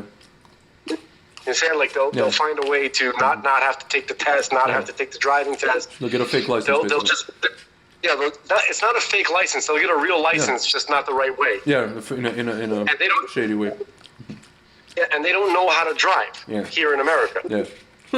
They don't believe in stop signs. They'll make a left turn on a red light. You know, they'll whatever they can get away with, and it's terrifying because you always have to watch out. You always have to be like really, really vigilant. Like, you always have to be vigilant, but you're really vigilant. Even the white South Americans do this? Yes. It's crazy. It's just there's this it's really macho. Do you understand? It's like even the women. You know what I mean? More so than Israel. It's more macho than Israel. Or it's different. It's different. It's not more macho than Israel, but it is somehow less moral. Yeah. And obviously, I'm painting with a broad brush, and of course, it doesn't apply to everybody. Yeah. But if you come to Miami, let's face it, folks, you're going to see that a lot. Okay. Yeah. So, all right, you're not going to find great drivers in Borough Park, Brooklyn. You're not. Yeah. You're unlikely to find. Most of them are not going to be great drivers. Okay. You're not. There's just things you start to notice things, but you're not allowed to notice, by the way, anymore. Yeah. No, you can notice stuff about Jews. It's okay to notice stuff about Jews. Just But don't not anybody else. Really. So here's the thing, man. Where do you think the money does come from? Like, because it can't just all be schmugs. Schmeskebar. It's not. It's probably not all drugs. It's probably some a lot of natural resources. Somebody dominates the whole natural resource thing. Yeah. Oil, right? Venezuela has a lot of oil. They're not the only ones that have it. Yeah. So anybody in control of these kind of natural resources is rich. Same thing in Russia. Yeah. Okay. Right? In terms of like, I don't know. You know that guy? What's his name? Carlos Slim. Yeah, hello, Carlos, the Mexican guy. Yeah, I don't know if this is true. Somebody told me that he made his entire fortune off of phone calls that South American inmates, make back to like Mexico and Central America. What do you mean? What do you mean by Like phone his call? telecommunications. Yeah. He made. I don't really understand how. Yeah, America Mobile. That's important. America Mobile, biggest mobile telecom firm. Telmex bought a stake in Telmex, Mexico's only phone company in 1990. It's called America Mobile. Yeah. Okay, so he owned the entire telephone industry in a country with a large population. Here it says how did Carlos Slim make his money? Let's see. Okay, first of all, he built his fortune after the loss of his father at the age of 13. Born in Mexico. Blah blah blah. Blah blah blah. University economics. Blah blah blah. He went to work as a stock trader in the 60s. He profits from private investments. Interesting. Reached $400,000. I don't even know. Okay. He bought a bunch of companies. I don't know. Automotive industry, airlines, tobacco, cement, hotels, telecommunications, financial services. You know what I don't want to hear? I'll tell you what I don't want to hear. That he's Jewish? Whenever you have no, I definitely don't want to hear that. But what I don't want to hear is like this. Every time you hear like an origin story of one of these billionaires, they tell you like a series of financial decisions that they made, right? Mm-hmm. And that explains their wealth. Their it doesn't richness. explain anything. Right. And so, but they always skirt over something very, very obvious. The crime. Not the crime, but it's the pot of gold that they found walking home from, Yep. And with that pot of gold, then it's easy. Like, of course, if I had a pot of gold, I could buy 45 abandoned, lots in Manhattan, or not in Manhattan anymore, but in some up in Dubai, right? Yeah. And then just own that real estate, and then just use it as parking lots. Yep. And I can become a multimillionaire just from that alone. Yeah. Okay. If you stumble upon a huge amount of money, then it's not like if you win the lottery basically, and you're not a complete moron, and you invest a little bit in some obvious stuff, then you're going to be rich. Obviously, if God allows it, but that's seems to be the pattern. Okay. All right, and they always skirt that. They're like, all right. Everybody's like, yeah. Where the hell did you find your first giant amount of money that gave you exactly? huge Well, supposedly, allegedly, he got. He made. How did you get a huge advantage over literally everybody else in your entire country? Yeah, it says well, the thing is also he's actually Lebanese. That helped him. How did that help him?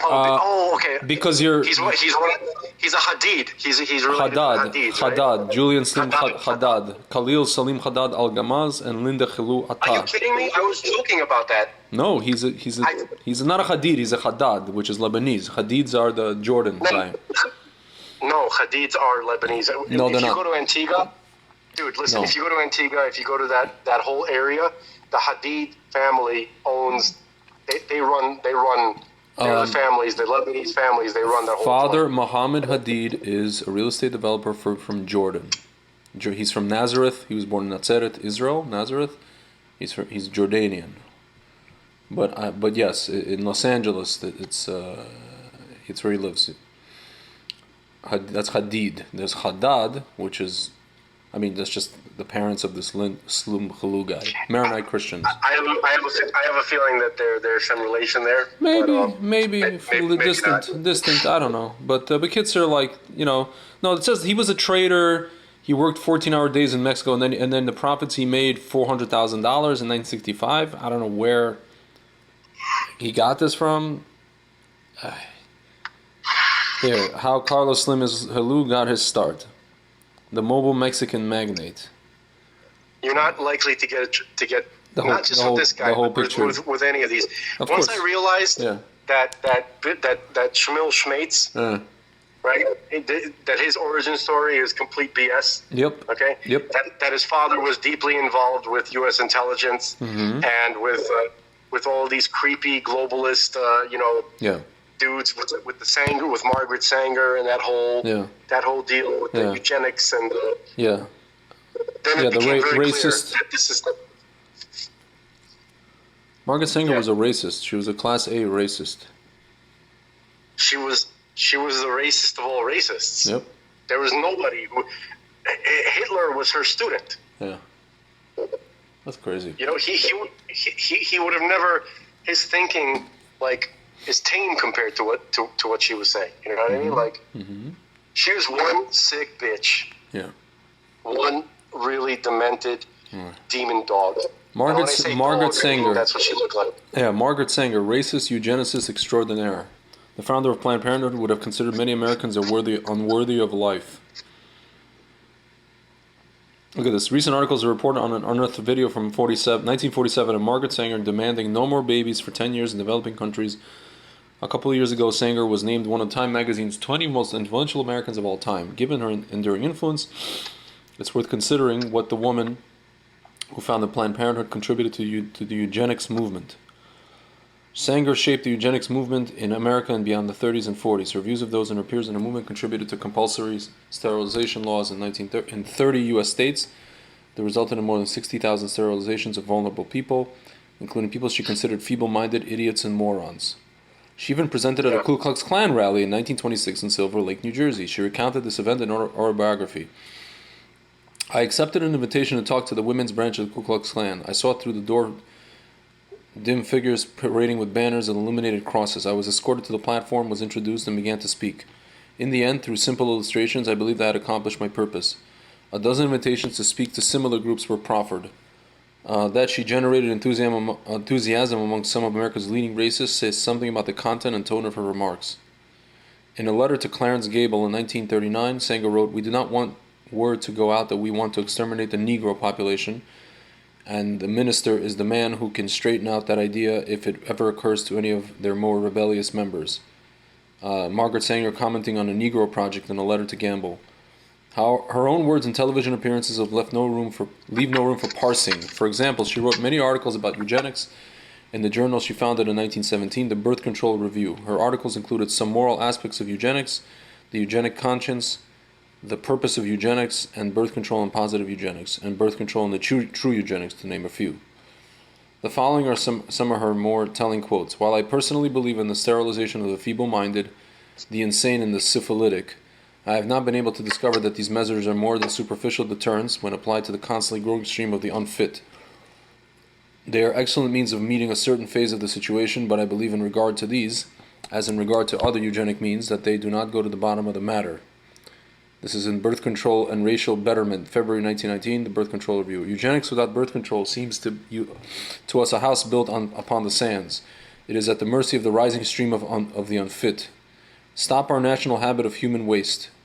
By all means, there should be no children with either mother or father, when either mother or father suffers from such diseases as tuberculosis, gonorrhea, syphilis, cancer, epilepsy, insanity, drunkenness, and mental disorders. In the case of the mother, heart disease, kidney trouble, and pelvic deformities are also a serious bar to childbearing. No more children should be born when the parents, though healthy themselves, find that their children are physically or mentally defective." It's another quote. "The main objects of the Population Congress will be to apply a stern and rigid policy of sterilization and segregation to that grade of population whose progeny is tainted, or whose inheritance is such that objectionable traits may be transmitted to offspring, to give certain dysgenic groups in our population their choice of segregation or sterilization." 1932. In a 1957 interview with Mike Wallace, Sanger revealed, "I think the greatest sin in the world is bringing children into the world that have disease from their parents, that have no chance in the world to be a human being practically. Delinquents, prisoners, all sorts of things just mark when they're born. That to me is the greatest sin that people can commit." This line of thinking from its founder has left lasting marks in the legacy of Planned Parenthood. For example, 79% of Planned Parenthood's surgical abortion facilities are located within walking distance of black or Hispanic communities. Can I tell you something, man? I was dating this Russian Jewish girl, and she told me that this is when she was already like 22, 23, and she told me when she was 17 years old, she had she went to, there was a place in where she lived, I'm not going to say the city, where they had Greg. Yeah. Greg. Yeah. Is there any way you can freeze that thought? Okay. Yes. Oh, what's up? Freeze it. Yeah. Freeze it. Yes. Yes. We're talking about a girl here who was about to go get an abortion. I'm not going to forget that. Yes. Yes. Yes. All right. This is a tragic story, but I'm very intrigued. No, so I'll call it's- you as soon as I get home. Yeah. All right. Not there. All right. All right. So basically, I was dating this girl when I was like 25. Tell us more, Greg. No, she was like 22. It's a Russian Jewish girl, and she was already finishing up college in. Basically, it's a college town where there's a campus, but then the actual town itself is kind of a little bit ghetto-ish. You know. Like what is that? Like Ithaca? Not that far up, but somewhere, SUNY Albany. Binghamton? She went to Albany. Okay. Albany. I was going to keep going.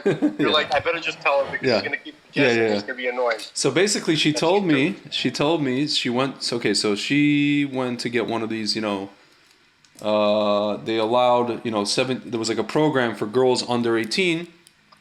Who this happens to?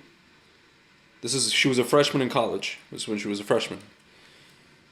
She went to this clinic. It's like a free clinic. And she's sitting there. And it's basically a bunch of Hispanic and black girls. And she started talking to one of the girls. And she goes, she asked her, she's like, "Oh, so this is your first time here?" She's like, "What do you mean?" "I mean, yeah." She's like, "What do you mean my first time here?" She's like, "Oh, this is," and then the Hispanic girl goes to her, "This is like my third." And she's like, "A lot of the girls here, this is some of them, this is their fourth time or fifth time here." Yeah, she's like, "We use it as contraception." Disgusting. Like 18-year-old girls, 17-year-old girls, 19-year-old girls, 16-year-old girls. But black and Hispanic. Free abortion clinic. Dude, my mom... Whatever, I don't know if I should tell you this.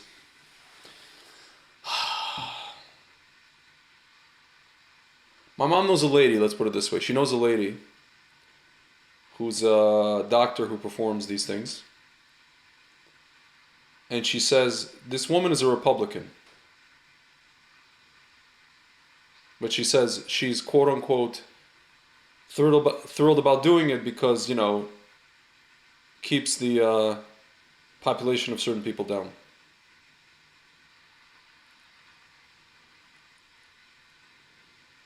You understand what I'm saying, right? I'm not. I'm trying to contemplate. My mother knows a woman, a Russian Jewish woman, who is a doctor who performs these things. Okay, Greg. You don't have to yell at me. I'm not deaf. I'm just stupid. Yeah. And she's despite being a Republican, she says that she's thrilled to do them, these procedures, on black women and for Hispanic black women particularly, because she's thrilled to do that.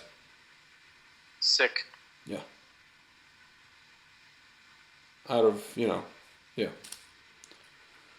Mental illness and evil is just kind of just rampant. And moral depravity is rampant in the secular world. Yeah. And her daughter, supposedly a Republican, started espousing all this, vagina hat stuff and all this kind of stuff. Vagina hat. Yeah. during Trump's. Again, I was thinking. Remember, I said how Trump. Why not a T-shirt? Why not a T-shirt? Do you know why they got pissed at Trump? Because Trump was saying in the open about grabbing stuff. All he was doing was exposing them. Right. He was saying that look at their moral fiber. Yeah. They're like these, they're so mercenary. Yeah. Right. That they will pimp themselves out if they think it. They can get ahead in some way. No, not even that. He was exposing the people that were, making him look like a perv. He was exposing the whole thing, that everybody does that stuff. He just talked about it. Bill did it.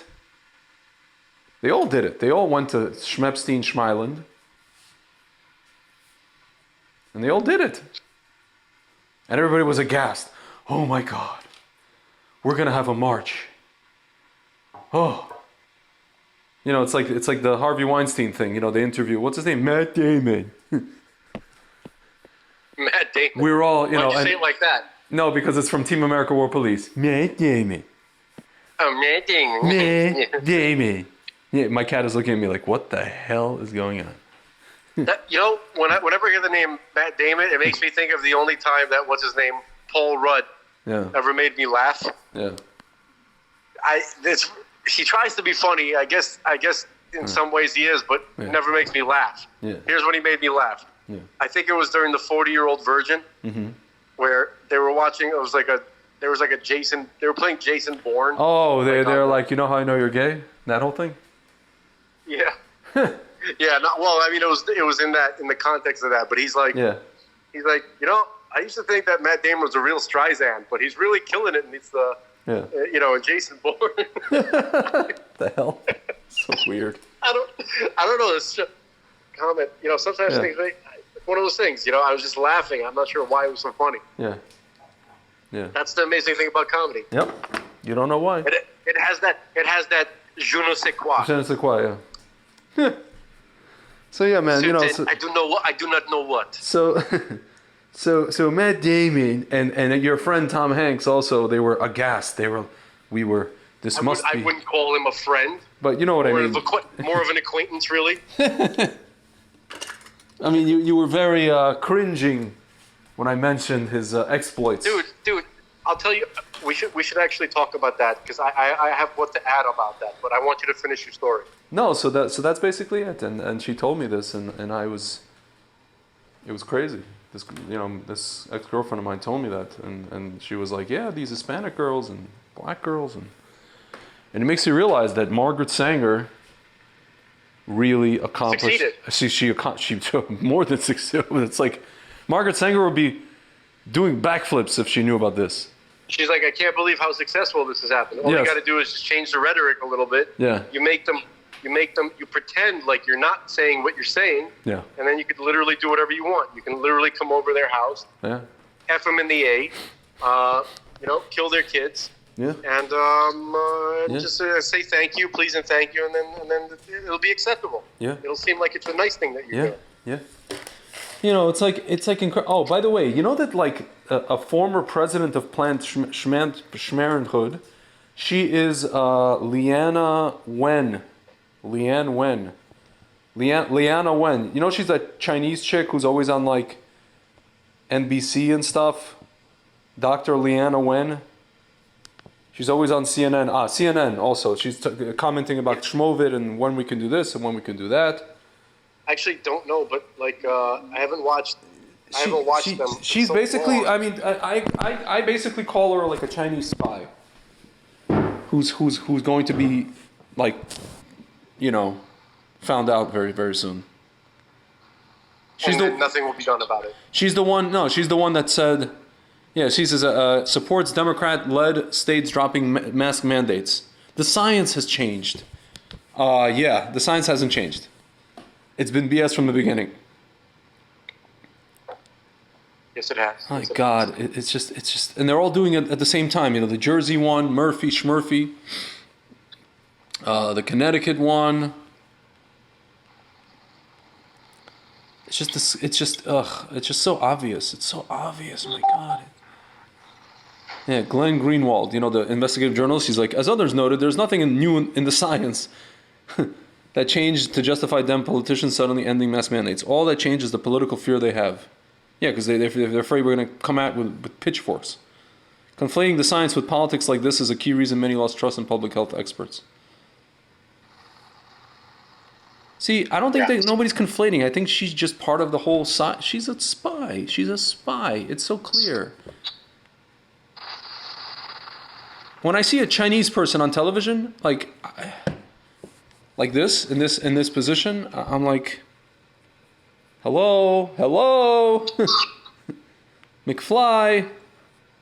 Even Philip Huang. Who? You know who I'm talking about. You may not know the name, but you know this guy's face. Hold on, let me see. I just want to make sure I'm saying the right name. Hold on. My cat is going crazy. I don't know why. Nope. I messed up. It's somebody else. Are you talking about Andrew Yang? No. Democrat guy? No. God forbid. What are you talking about? I'm talking about a legendary actor. Hold on. Oh. One second. He's that guy. He's one of those guys that you know his face. He's been in everything, but no one knows his name. Okay, we're talking. I'm sorry. What I meant to say was James Hong. James Han? Hong. Oh. Hold on. James Hong. H-O-N-G? H-O-N-G. Oh, this guy. Yeah. He plays like he's always like the dad. The Asian dad or the sensei. He's the Asian dad, or he's the bad guy, or he's the or the sensei. Well, he was. I don't know if he's ever been the sensei. He was the sensei in Balls of Fury. He's 92 years old from Minnesota. Comedy masterpiece, Balls of Fury. Balls of Fury. Absolute masterpiece. 2007. Of ridiculous comedy. Oh, this thing. I'm thinking of not this. I'm thinking. Oh my God, it's like you're thinking about Blades of Glory. No, I'm thinking about. That's a lot of nuts. Kung Pao. Oh, Kung Pao, right? That's Kung Pao. Kung Pao was unwatchable. That's a lot of nuts. I didn't get. I mean, there's a lot of reference there that were too goofy. Like you really have to. I guess I assume you have to be a really deep in it kung fu nerd to understand what the hell why that's funny. Yeah, it's Steve Oudekirk. It's 2002. Kung Pao with Steve Oudekirk. It's Oudekirk, yeah. It's 2002. Enter the Fist. Kung Pao. Yeah, he was in this really psycho movie. I saw a commercial or like a little piece of it. It's called Nobody, I think, right? Mm-hmm. Where he's like an ex-murderer and then he swore it off. He's kind of like a John Wick type guy. Steve Oudekirk. A recent movie. Steve Oudekirk? Let's see. Yeah. Recent? Maybe like half a year ago. Steve Oudekirk? There was Cowboys and Aliens. No, it's his last movie. His last movie was Cowboys and Aliens. And then Barnyard, something, I don't know. And then Planet Sheen. I don't know. Oh, wait. You're thinking of a different guy. I'm completely... miscasting. Odenkirk. I thought you were talking about Bob Odenkirk. Not Odenkirk, Steve Oudekirk. No, I see that now. I see. Bob Odenkirk. I recognize this guy's face, but I've never seen him in anything but... Oh, Bob Odenkirk is a different guy. Yeah, Bob Odenkirk is like a more famous... What the hell? He's married to a Jewish woman named Naomi Yomtov. The heck? So? Bob Odenkirk is married to... Bob Odenkirk? Yeah, he's married to some like Naomi Yomtov. She looks very Jewish. What's wrong with these guys getting mixed up with Jewish broads? I don't know. I guess they don't have enough She's a producer. masochists. Yeah. He's a masochist. Odenkirk. Yeah. Yeah. Yeah, so that was that. That was that whole thing with the Shmushmorshin. It's crazy. By the way, I that just wanted to. I wanted to say something about. Before we get too far away, I want to say something about. Who am I trying to talk about? Tom Hanks. okay. Okay. The reason why it was difficult for me to. Sorry, that was my robot. The hell? There's a robot. Nanobots. That's cleaning my house right now. Nanobots. There's a nano. I want to combine the Sosa character with Klaus Schwab. I want him to say. No, I want him to say, "Don't fuck me, Donald Trump." No, he'd be like, "Don't fuck me, Bill Gates. Don't fuck me. Don't fuck me. Don't fuck me, Billy." Okay, stop saying Sorry. that. You said it so much. No, but it's in the context. It's not like I'm trying to curse. You know, it's just I know. like it's a, or like he's upset at if he gets upset at who's the third guy? Mousy. Don't. Oh, so it's like Anthony Fauci. So when he's saying, "Don't fuck me, Tony," Fauci. We gotta come up with an alternate word. Don't stoop. Don't stoop me. Don't stoop me, Fauci. Stup is even worse. Don't Fox News me. Don't Fox News me, Fauci. Don't Fox News me, Fauci. That sounds more. That actually sounds funnier in some way. Yeah. It's almost like a Swedish immigrant who can't speak right, so he's like, "Don't fox me." Can you imagine Klaus Schwab is sitting at a table with all his like goons, or the youth leaders of World Economic Forum, and then like he asks them to do a task, and then like they're not capable of doing it, or they fail, and he just presses a button, and they fly off the leather chair. Yeah, like he's Spectre. Yeah. Like Trudeau is like just sitting there, and all of a sudden he just like burns. Dude, this is really psychotic. I'm looking at there's this Gateway Pundit article. It says woman arrested for human smuggling, growls at border patrol agents. Video. The heck? I want to see this. Can I call you back in like a second? In like 5 minutes? Yeah. Okay. Sorry about that. That escalated quickly. 5 seconds. I sorry. Yeah. Can I go by 5 seconds? Like 5 hours? Yeah, like 5 hours. I just need to like 10 days. All right. All right. Hello. Yes, I remember what you wrote to me this morning about not missing tefillin and how that's analogous to leaving your wife or your girlfriend in like a dangerous part of Detroit or something like that. Yeah, and then now I making her walk home for 4 hours. Yeah. So I didn't want to do that, so I just put on tefillin. Yeah, it's like, but it's worse because it ain't just your wife or your girlfriend. You do that to God. You what? That's in this analogy, Yeah. in this metaphor. Your wife or girlfriend is God. Yeah, but I mean, So God can deal with it, but the person cannot. No, well, that's the thing. Yeah. Apparently, no, he can't. Interesting. That's kind of that's along the lines of that famous riddle. Can God create a stone that he can't lift? So, right. So basically, yeah, that he can. Well, actually, no, he can't. Because a willing relationship, right? Yeah. Is not about using force at all, Yeah. right? Yeah. Anything that involves force Yeah. or power, Yeah. right? God can do anything, of course. Yeah. But creating a situation where you have a willing partner is what godly power can you use to make that happen? You can't make it. God set the rules himself. He's like, I want something that I can't make. Yeah. So here's the question then. We go back to that discussion of yesterday about Mashiach. Does Mashiach need a willing partner? or somebody to be Makabo. No. Okay. No. Mashiach is he's built into the program. That the program itself, meaning like there's a 6,000 year time span. And by the way, I've been asking.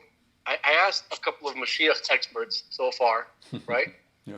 I was like, this 6,000 years thing, I'm relying on it a lot. Yeah. And I've heard a couple of people say, perhaps very irresponsibly, right? That even if Mashiach, even if it's after the year 6,000 and he doesn't come, I'm still going to wait. Yeah. Okay? So I asked the question, is there anybody in Chazal who's ever made a statement who does not agree with the 6,000 years framework? Yeah. And both of them said, I've never heard any other opinion aside from that. Okay? So that's not a definitive no, like I would like. Okay? I'd like, someone like the Vilna Gaon could answer that question. Because he has the whole he has all of Tanakh all of Tanakh and all of Chazal memorized. Yeah. Instantly available. Yeah. Like without any effort. So gotta ask somebody like that, I guess. Yeah. Yeah. Well, I'm reading you got like all these people on the internet asking, does Tiyas Amesim have to begin by the year 5790? This whole thing with what's his name? The Leshem, the famous thing. Well, again, it goes back to whatever. It goes back to that statement in the Zohar, which is on Parshas Toldot, right? Mm-hmm. About Mashiach coming. Let me see if I can find it. Just a moment. Yep. Okay. Because it's right in the liner notes. Let's see. Yeah. Okay. According to the Holy Zohar, Midrash Ne'elam, Toldot, page 148, says the resurrection of the dead will begin 210 years before the year 6,000. And that's only after 40 years of ingathering of the exiles to the land of Israel. Okay? It is during this period of 29 years that the Jewish Messiah, Mashiach, must come and rid the world of evil. Yeah. So, if so, then according to this calculation, the period of the ingathering has already begun ever since the year 1990. Yeah. And if so, then this would explain how, since 1990, history seems to have been speeding up. Why Russia collapsed without explanation, freeing millions of Jews. Why, though close to a peace agreement with the Arabs, the Jewish state is now instead trying to avoid a major war. This was written in, I think, in the early 2000s, if I'm not mistaken. Okay, and it will also explain why this Jim Gerlitz returned to Torah Judaism. Yeah. The land of Israel, his Hebrew name Eliyahu, and why he feels so compelled to write about the end of days. So that's the fictional part of this book. But everything, basically, let me just, hang on a second. Let me read all the Torah sources again so that people don't get mixed up with that fictional part. Okay, this book, by the way, it's called Not Just Another Scenario. Okay? Yeah. Is history repeating itself, or is it? And then it says, A Scenario for the End of Days by Pinchas Winston. Okay?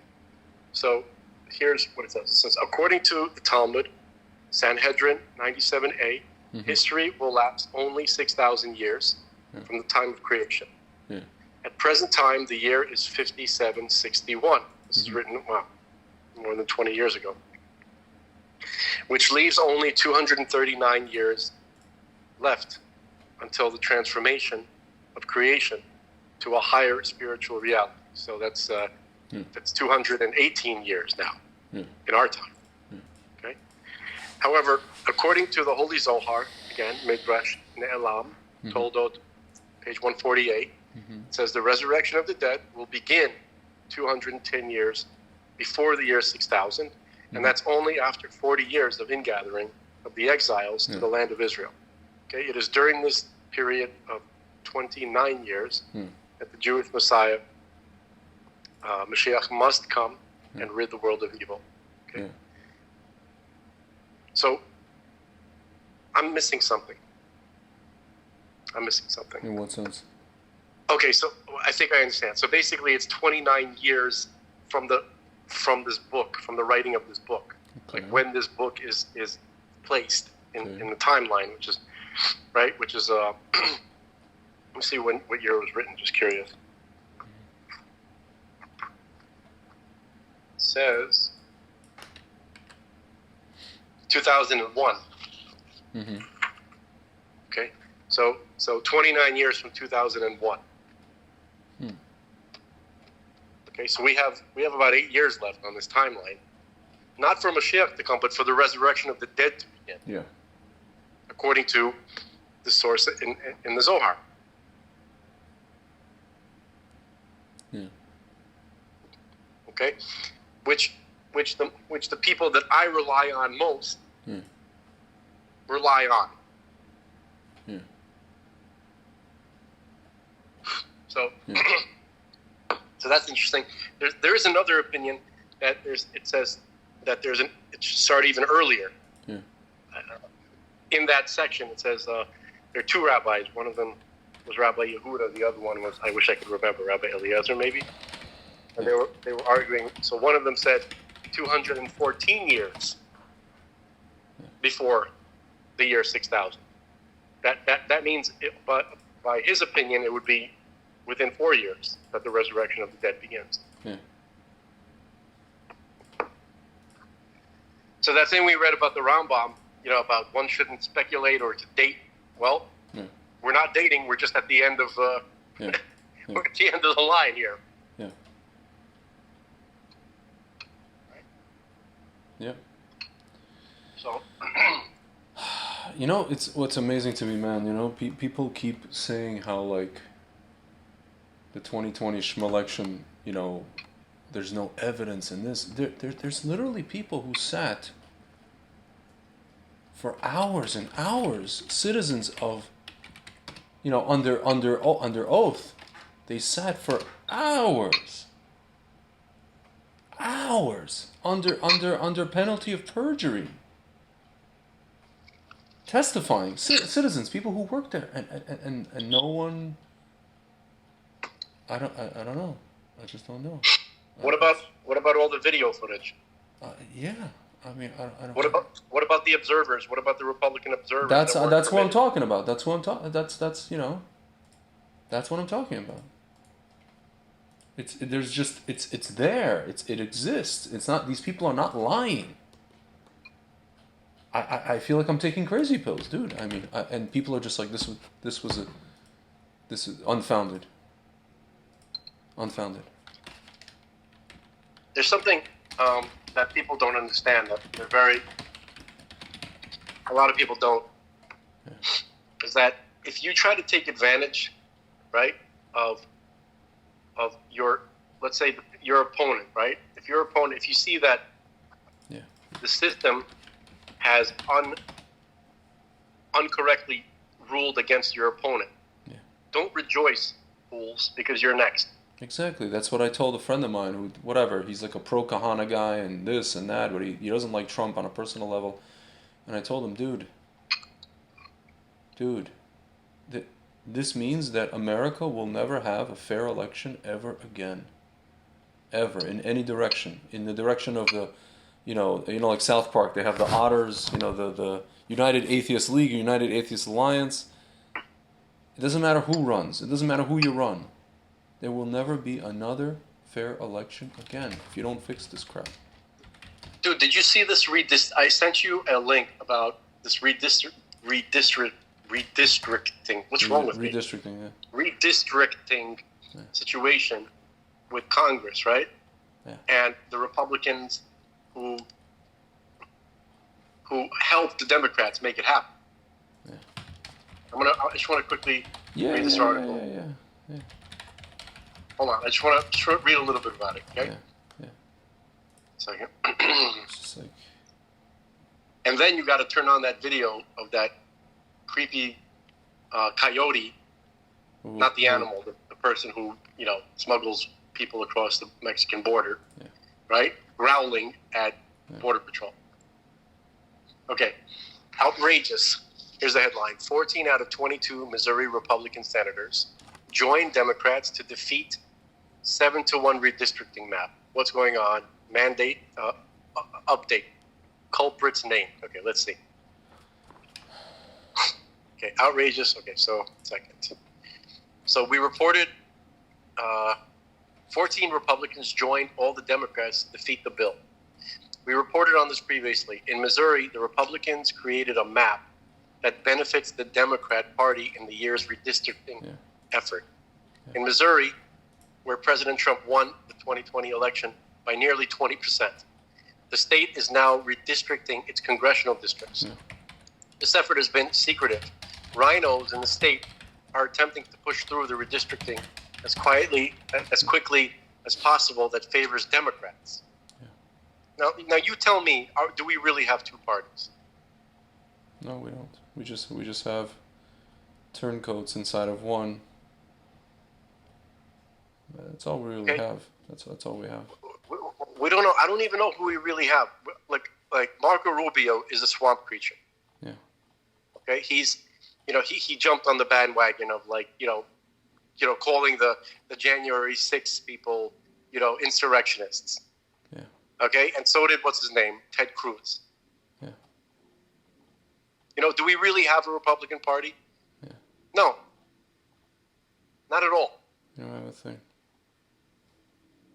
Okay, so that's just a side note. But now I want you to, if you can, I don't know, are you in front of a computer?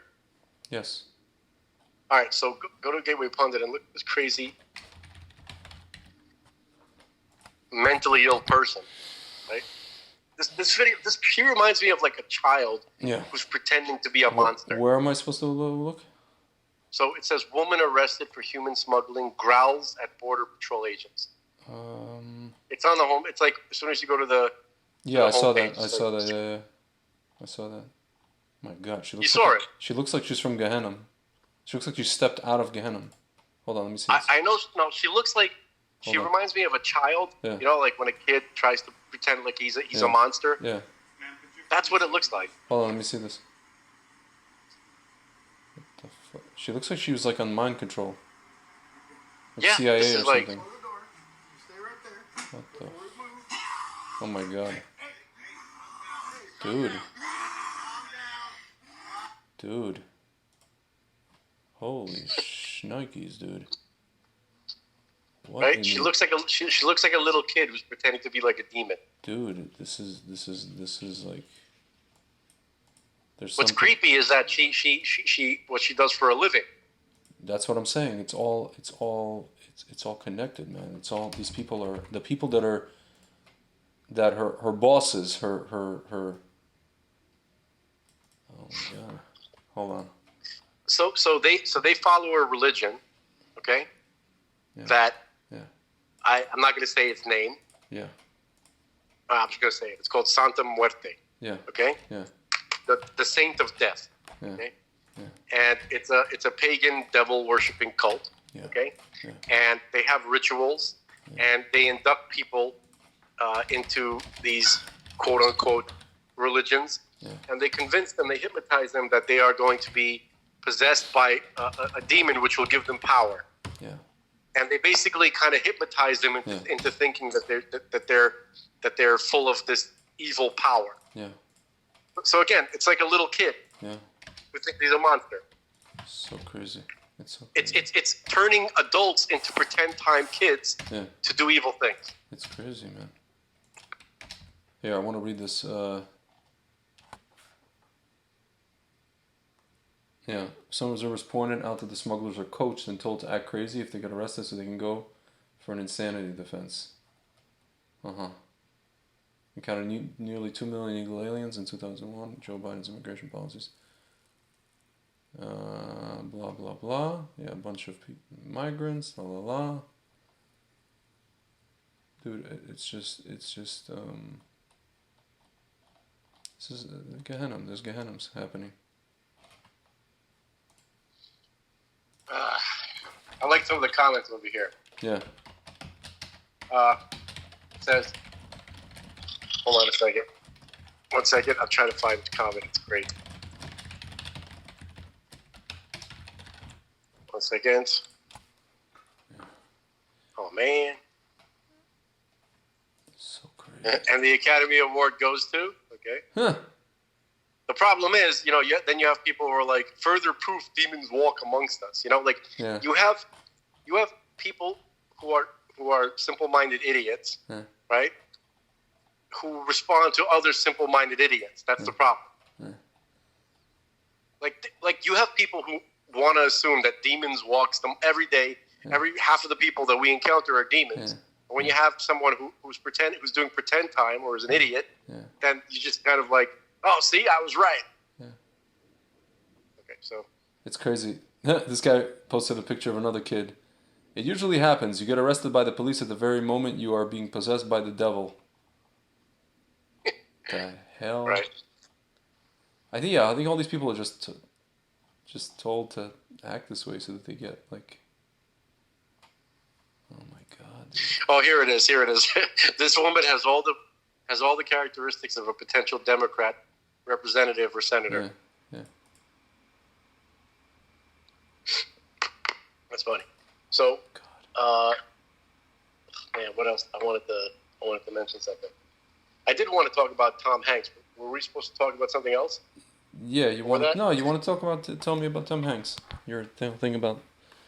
Right, because you're saying, oh, Tom Hanks is my girlfriend because I stuck up for him. No, I said he's your friend. I didn't say your girlfriend. I know. I'm hyperbolizing. Yes. Even more. Okay. So it's very difficult to accept that whole story about Tom Hanks because he was in a movie called Radio Flyer. Yeah. Okay. You remember? Okay. Yeah, I remember the movie. What about it? I mean, you remember it well? Not super well. It's a story about brothers who come from their father left. He was in the movie Radio Flyer. Yeah. Just listen. Oh, older Mike, narrator. Okay. No, he was in the end of the movie too. Yeah, he plays the older version of Elijah Wood. Well, he was the older brother. Okay, yeah. So there were two brothers. Okay, there's Elijah Wood and his little brother. Yeah. Okay, as children, and their mother gets involved with an abusive guy. She marries an abusive guy. Okay, so and the boys they want to, and he's really mostly abusive to the younger boy, and it's not the abuse isn't specified, although physical violence is implied, because you see there's you see bruises on the kid's face and stuff like that. Okay. Yeah. But there could be a possibility that subtly they're saying there was more than that too. Yeah. Okay. And so what happens is they decide to build an airplane made of a wagon. You know those little red pull wagons that the kids Yeah. You know what I'm talking about? Yeah. Right? And so they add wings to it. They add a motor. It's this whole project, and then the only way to really make it fly is to send them down a hill. Yeah. And there's also this legend of a kid who did that once before. Okay, but he didn't. It didn't work because he didn't catch enough speed and he crashed. Okay, but it wasn't for a plane. It was he wanted to do a bike jump, kind of like Evel Knievel or something like that. Yeah. So, can I just tell you real quick? Roger Ebert and Leonard Maltin, the critics, Yeah. both criticized the film for presenting fantasy as a way of escaping child abuse. Yeah, that's Ebert said, I was so appalled watching this kid hurling down the hill in his pathetic contraption that I didn't know which ending would be worse. If he fell to his death, that would be unthinkable, but if he soared up to the moon, it would be unforgivable, because you can't escape from child abuse in little red wagons, and even the people who made this picture should have been ashamed to suggest otherwise. Because the film in fact ends with Bobby successfully evading his stepfather forever, viewers, including Ebert himself, have taken to speculating on the true quote-unquote ending, assuming that the one presented was the case of an unreliable narrator. Dude, that's exactly what the movie implies at the very end, when the father is telling the Tom Hanks, who was Elijah Wood, right, as a child, right, he's telling the story to his children. He's not going to tell them the truth of what happened, that his brother he created this airplane and then flew down and then crashed and was dashed to bits on the side of a cliff. He's not going to say that to his kids, but you could see that in his face when he's telling the story. He didn't want to tell them the ugly, terrifying, stomach-turning truth. Okay, so these critics are idiots. Yeah. Even as a kid, I realized what really happened. Yeah. Everybody did. Yeah. So Nobody thought he made it. Nobody. Yeah. Even though they depicted that, that's a story that he was telling. It's kind of like a Peter Pan type story. Yeah. Dude, this you know movie... Peter Pan, right? Yeah, of course. If somebody made it up to, as a way to, to make somebody feel better about all the children who were kidnapped and murdered by psychopaths. Yeah. It's crazy. Dude, this movie, Radar Flyer, the budget was $35 million. It made $4.5 million. It completely... Because it was so...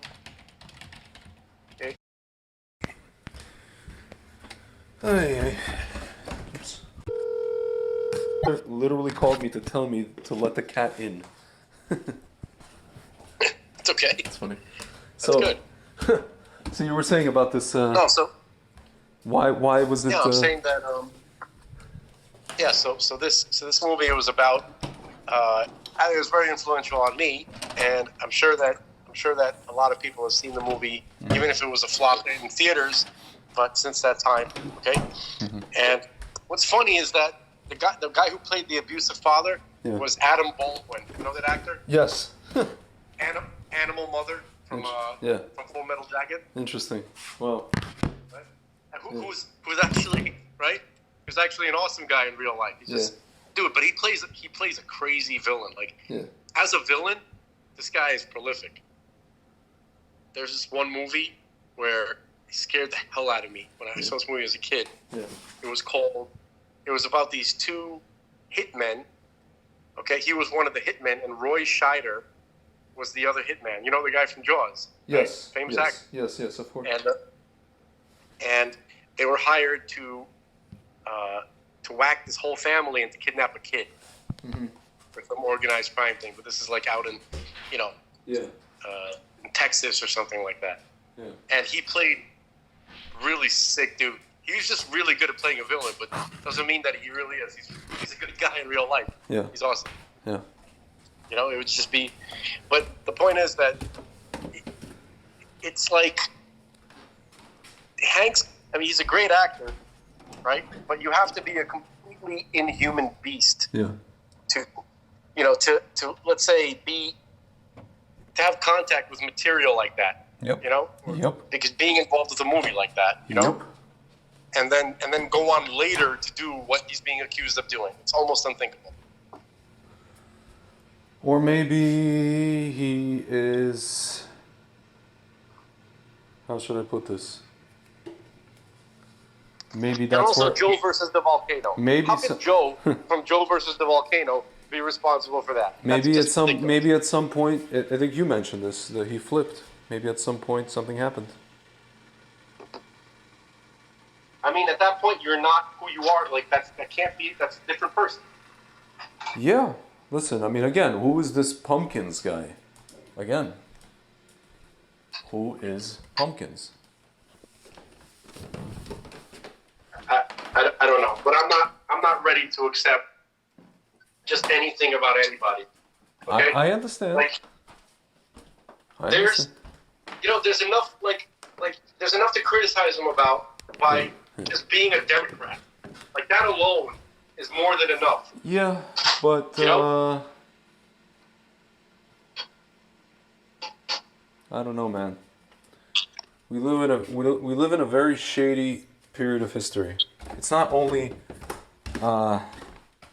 it's not only like blatant lies. It's like there's a lot of just like weird, odd things going on. You know, like to like just sci-fi-ish.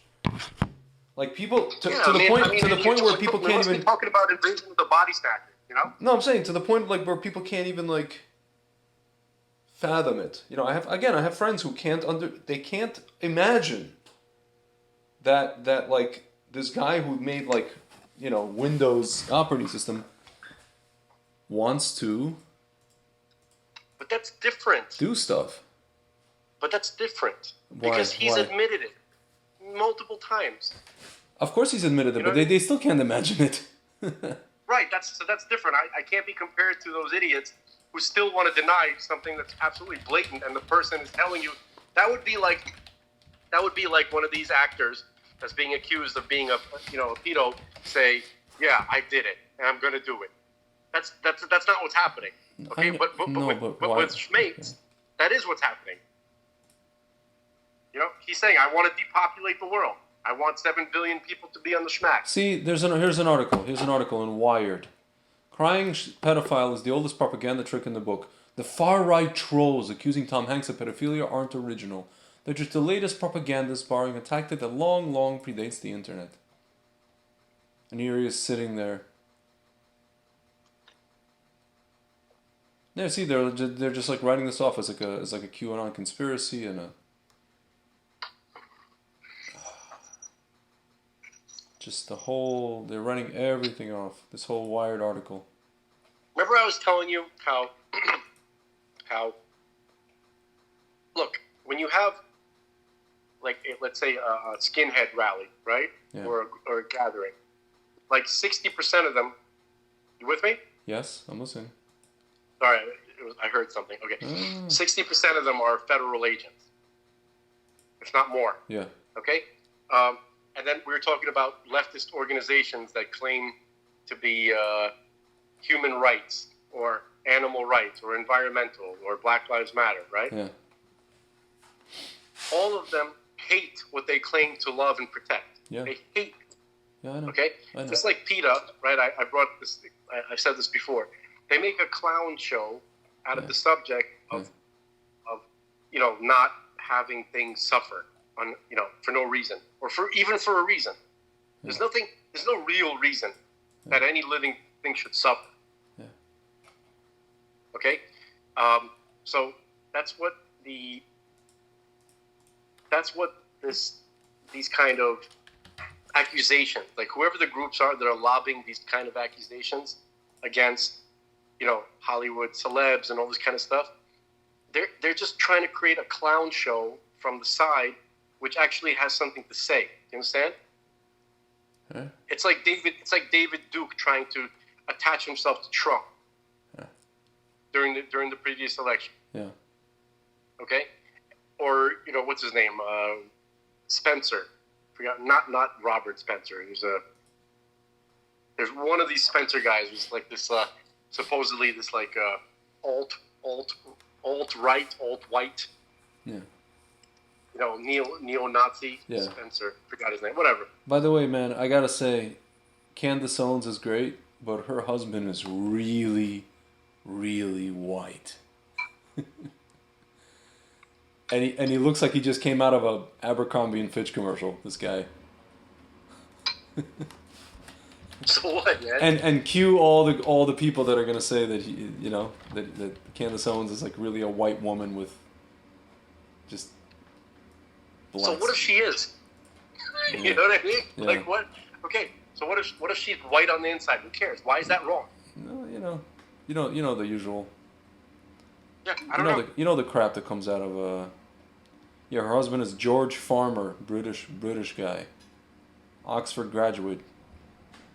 He's the son of Lord Michael Farmer, which is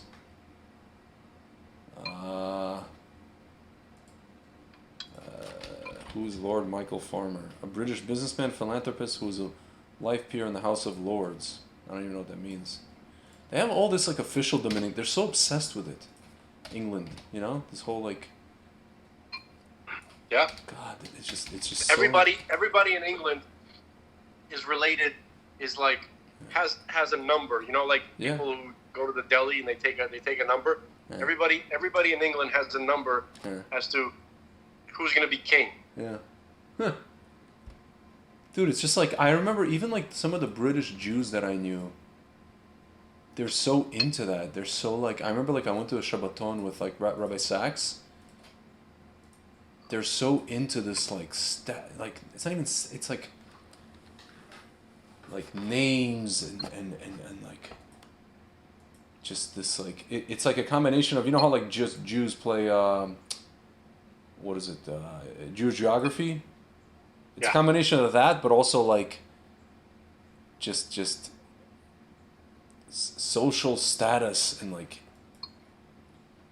this and that, and like it's just so like I went to a Shabbat where I was just surrounded by British Jews. It was like, you know, Lord Sachs and like a bunch of British Jews, and then my South African friend who was a little more chilled out. But everything is just like, you want to talk about keeping up appearances. Oh, lordy lord. Dude, there are Sephardic My congregations God. Yeah, I know. in England Yeah. that still wear top hats. Yeah, the guy, what's his name? Rabbi Joey Dweck. What is this? It's a custom. You know, they kept it. Custom for what? Dude, like, for instance, when Jews arrived in England, Sephardic Jews, Yeah. you know, there's a certain amount of history, you know, 17, 1800s. Yeah. People wearing top hats. It's Yeah. not very different from what the Hassam Sofer, his declaration that Yeah. whatever you guys are wearing now, that's it. That's your uniform. We're Yeah. not changing Yeah. fashions every season like you know, like the rest of the world. Yeah. I think it could have been something like that. Dude, but like this guy that became their rabbi of this congregation, he's from Israel. He has nothing like. He came there and he just like you'll see him with a top hat. No, but that's okay. So he took on that's what's expected of the leader of a congregation in that shul. That's their custom. They look like the Monopoly guy. Yes, top hats. We know what they are. They're silly, but Dude. they are. No, but it's like you see that there's like this whole official. It's just like so. It's so. I don't know. I just don't. I'm drawn. Top hats are weird, man. No, not even that. I'm just looking at all like this Rav, and then the chief rabbi of England. What's his name? Mervis, and all this stuff.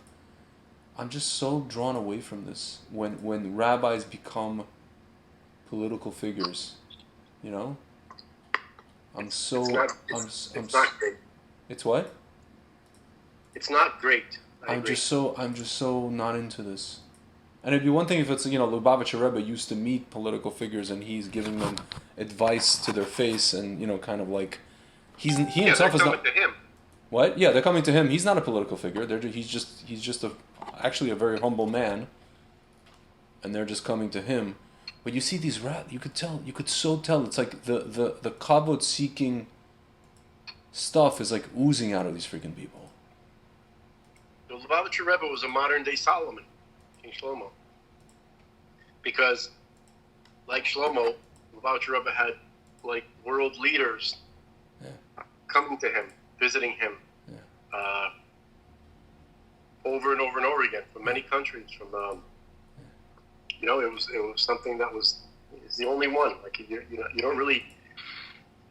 We talked about this a lot, but you don't see that happening to really any other rabbis in the world. Yeah. Okay, they recognize anybody. Okay, even if you don't know anything about the Lubavitcher Rebbe, you have to recognize that he created the most widespread and successful network on earth in history. Yeah. Chabad. Yeah. Yeah. There's Chabad everywhere, literally in every country. Yeah. And the people who show up there tend to be serious people. Yeah. So it's this incredible success that he's had with an international network. Yeah. Okay, so if you're, just that alone should tell you something, right? But then when you actually meet him and you see that this is a holy person, a truly holy person who has prophecy, right? Prophetic wisdom, and that's a new level of understanding. Yeah. So what should we do, man? We should, we talked about Stewie. We talked about Tom Hanks. We talked about 17-year-old pregnant girls. Stewie. That's Margaret Sanger's butcher factory. Butcher shop. Yeah. Butcher factory. We talked about. What did we talk about? We should now, since this is episode 49, we should go into like 49th. We should go to number 49. But you know what? I'm gonna go grab that book. Yeah. I think you read it. Yeah, I'll read it. I think it's either here, 1 second, in the computer room, or it might be if it's not here. And then we're gonna do the visual segment, right? Like about Olive, or you wanna? We can hold off on for the 50th one with that, because we're already at like 2 hours and 40 minutes, and by the time we finish reading this 49 thing. So, 1 second. Let me see what. Fine. Twitter. Wizzik. Oh man. All right, let's see here. Jewish. This is a book for those of you guys tuning in for the first time. This is a book called Jewish Wisdom in the Numbers by Osher Chaim Levine and Rabbi Yoshua Hartman. So let's take a gander at. Dude, don't Ben Shapiro this. Read it slow. No, I'm gonna anti-Ben Shapiro this. Don't worry. Yeah. Okay. Number 49. It has to be in here for sure. Okay, there we go. Yeah. Okay. This is called 49. The full. Let me just move the keyboard here. 1 second. The full measure. 49 relates to the fulfillment of the natural cycle. It is the standard of the full measure, both of good and of bad. It is the journey where man fulfills his maximum to reach the extent of his capabilities. Okay, the full cycle. The number 49 is both the square of 7 and the number that precedes 50. 49 symbolizes where one has either come to the natural end of a cycle or where one has successfully attained one's full quota. 49 equals 7 times 7.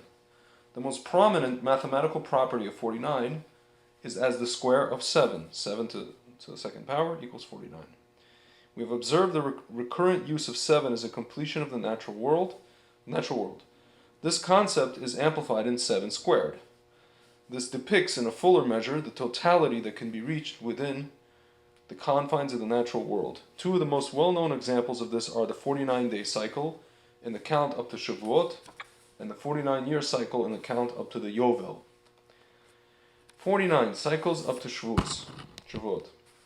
In the Jewish calendar, the period leading up to Shavuot is marked by the counting of 49 days. Starting from the second day of Pesach, which with the bringing of the Omer offering, the full term of Sefirat HaOmer, count of the Omer, often called the Sphira count, is described by the Torah as 7 complete weeks until the morrow after the 7th week.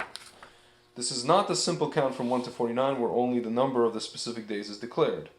The actual count is phrased in cyclical terms. Mention is made of both the number of weeks and the number of days that have elapsed.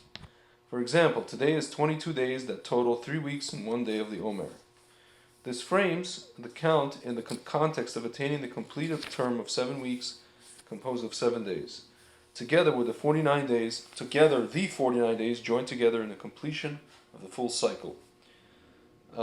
This is capped by the 50th day, which is the festival of Shavuot, marking the Jewish national acceptance of the Torah at Sinai. 49 cycles up to the Yovel. The Jewish cycle of days in a week has its parallel in terms of years, 6 units of activity followed by the 7th period of inactivity. The Shabbos of the week, the 7th day, has its parallel in the Shabbos of the years. Shemitah, the 7th sabbatical year. There is the closest resemblance between the units of 49 as both the cycle of days and the cycle of years. The time frame of 49 days equals 7 weeks of 7 days in the lead up to Shavuot exactly corresponds to the sequence of 49 years, equals 7 cycles of 7 years in the lead up to the 50th year, the Yovel Jubilee year. The Torah states, "You shall count for yourself 7 sabbatical years, 7 years, 7 times, and there shall be for you the days of 7 sabbatical years, 49 years. Together the 49 years join in the completion of the full cycle. This is capped by the 50th year, the Yovel." Whether this is framed in terms of days or years, the passing through 49 units signals the natural conclusion and the measure of these cycles of time.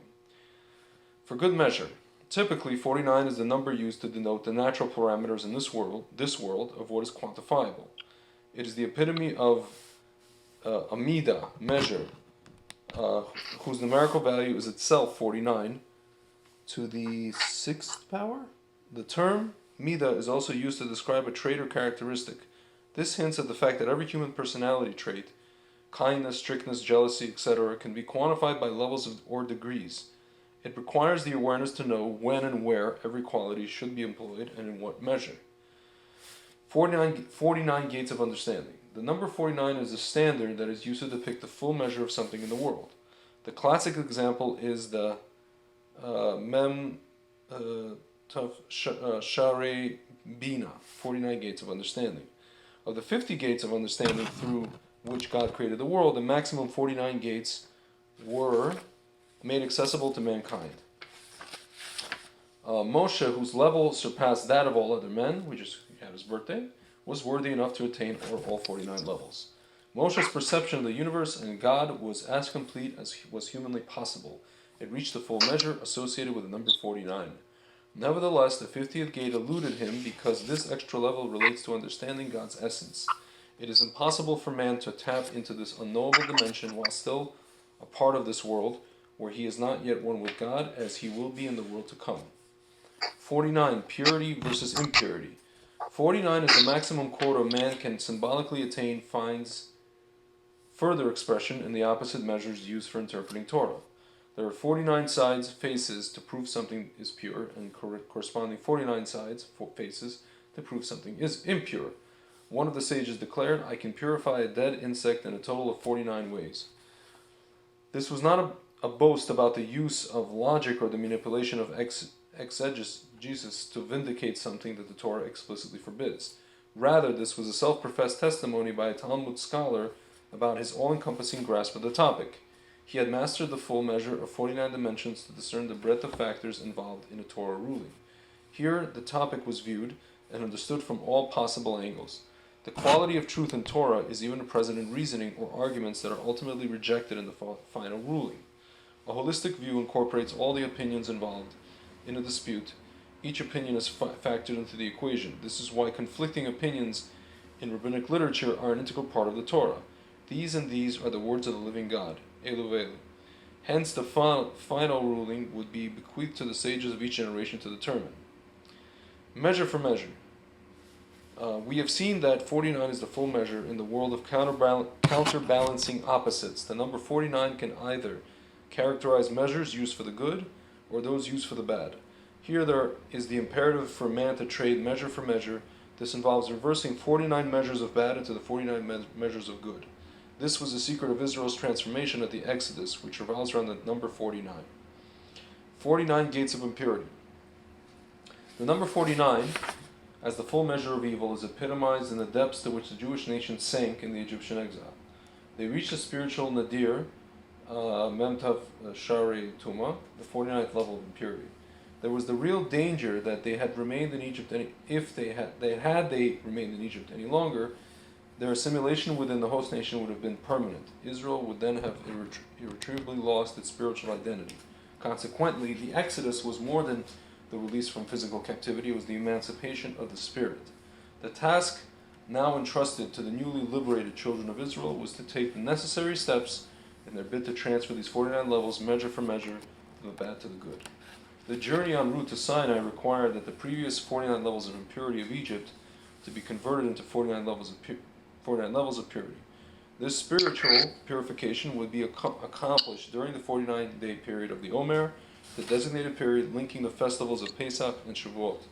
Every day called for another step in turning impurity into purity, negative into positive, sin into righteousness, and distance from God into closeness. These 49 steps towards purity reflected this number as the highest measure of expression in any human endeavor. 49 curses of admonition. Prior to the festival of Shavuot, we follow an ancient Jewish custom established by Ezra to read the passage of Tochacha, admonition, as enumerated in the end of Vayikra. These passages are composed of a total of 49 curses. A similar phenomenon is evident before Rosh Hashanah, as we read the Tochacha enumerated in Dvarim, which contains a double number of curses. 49 times 2 equals 98. The intent is that the curses may end along with the year. The 49 reprimands reflect 7 curses. Hello? Yeah, I'm here. Oh, sorry, this is a big noise. Reflect 7 curses for each of Israel's grievous 7 sins, which have severely impaired its relationship with God. The exhortation of the 49 curses demands that man repair the damaged relationship with God. The 49 days of the Omer were the obligatory preparation for man to elevate himself to reconnect with God. The 49 curses or rebukes were directed at the children of Israel if they strayed from the commandments, reminding them of their responsibility as a holy nation. To its supernatural conclusion. Something has reached its natural conclusion at the 49th level. This marks where man has naturally achieved all that could be expected of him. Nevertheless, this is not the end of the line. There remains one final stage in the Jew's journey, one where he touches a dimension that lies beyond 49, beyond man's natural effort, the transcendental divine level of 50. 49 to 50, from work to gift. Once man has invested his maximum input to the natural progress and complete the cycle from 1 to 49, he has, by all accounts, attained the pinnacle of human achievement.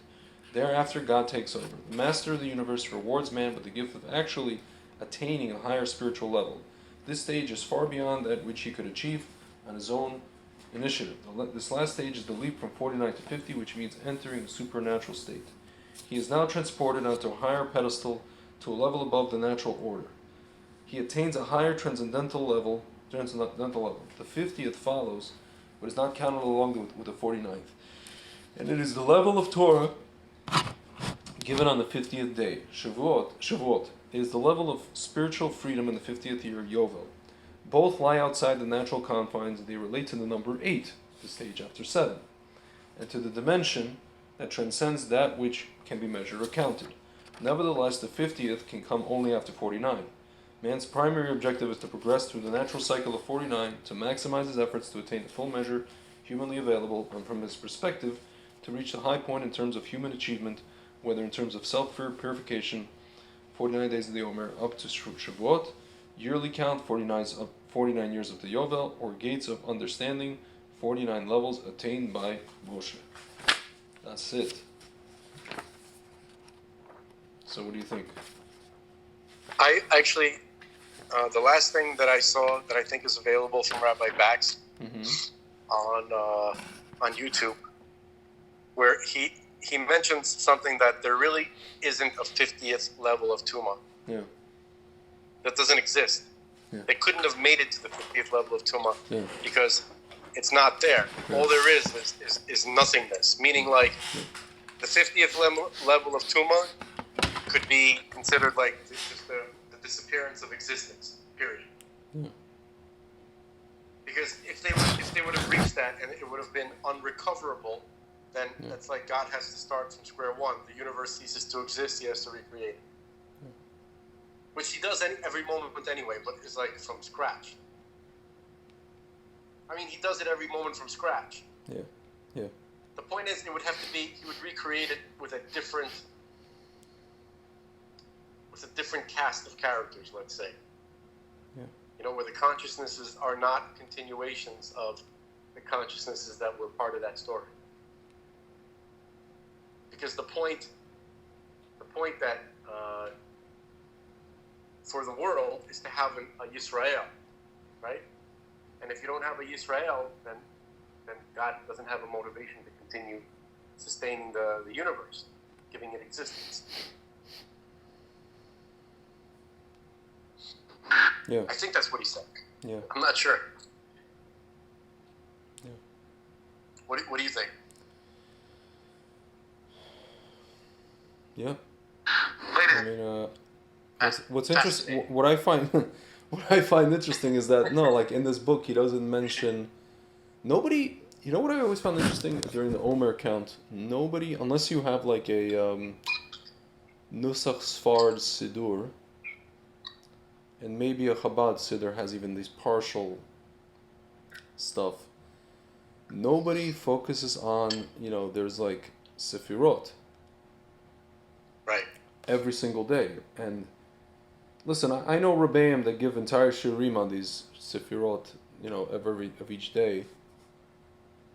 But it's almost like it's not a thing. Like you see these like non-Orthodox Jews, they're counting the Omer, they count the Omer, they read the quick, thing, whatever it is.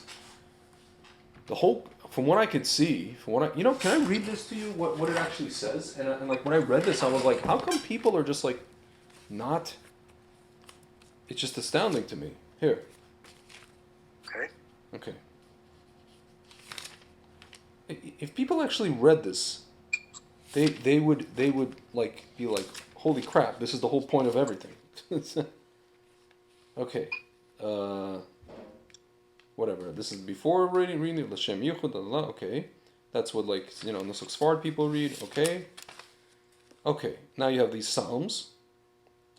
And then the last thing. Master of the universe, you commanded us through Moses your servant to count the Omer count in order to cleanse us from our encrustations of evil and from our contaminations as you have written in your Torah.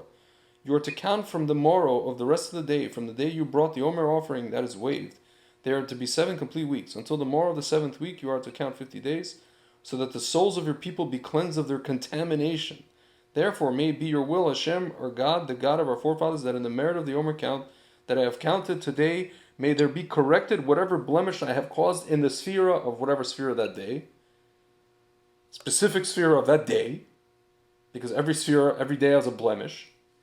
May I be cleansed and sanctified with the holiness of above, and through this may abundant bounty flow in all the worlds, and may it correct our lives, spirits, and souls from all sediment and blemish. May it cleanse us and sanctify us with your exalted holiness. Amen, Selah. No one reads this, except for like Hasidim. Maybe not even Chabadniks. I don't know, dude. I think they have this. Dude, this is the key to the whole flippin' equation. And no one specifically. And no one seems to care. What specifically? Can you? Their merit of the Omer count I have counted. May there be corrected whatever blemish I have caused in the sphere of whatever the day is. Incrustations and the klipas of evil. Yeah. And from our contaminations. Does anyone care? Yeah, people. What? There are people who care. How many people care? Okay, so there's great, there's a spectrum of awareness about this kind of thing. So there's people who, there's a spectrum. Everybody cares on some level. Yeah. Who's familiar with the topic at all. This is not in Ashkenazi Siddurs, by the way. What I just read. This is okay. Not. So but everybody counts the Omer. Everybody counts the Omer, but do they know what the hell is going on? I'm sure. So they're taught. If you're in a yeshiva culture, then you're taught something about it on some level. Okay. Dude, I'm just trying to get at the fact that I don't think they are, because that's not what I've seen. Unless you go to one of these places where it's like, unless you're in one of these Makubal shuls in Nachlaot somewhere, and I don't know, maybe a Chabad rabbi somewhere, or whatever, or you're in Tzfat somewhere. Chabad learns about it a lot. I know. Okay? Or like, there's actually a famous kind of booklet just focusing on meditations, daily meditations for the Sfirat HaOmer, written by Rabbi Jacobson. Simon Jacobson. Yeah. So there's a lot of awareness in Chabad. There's no question about that. Yeah, for sure. Sephardim, there's a lot of awareness among them.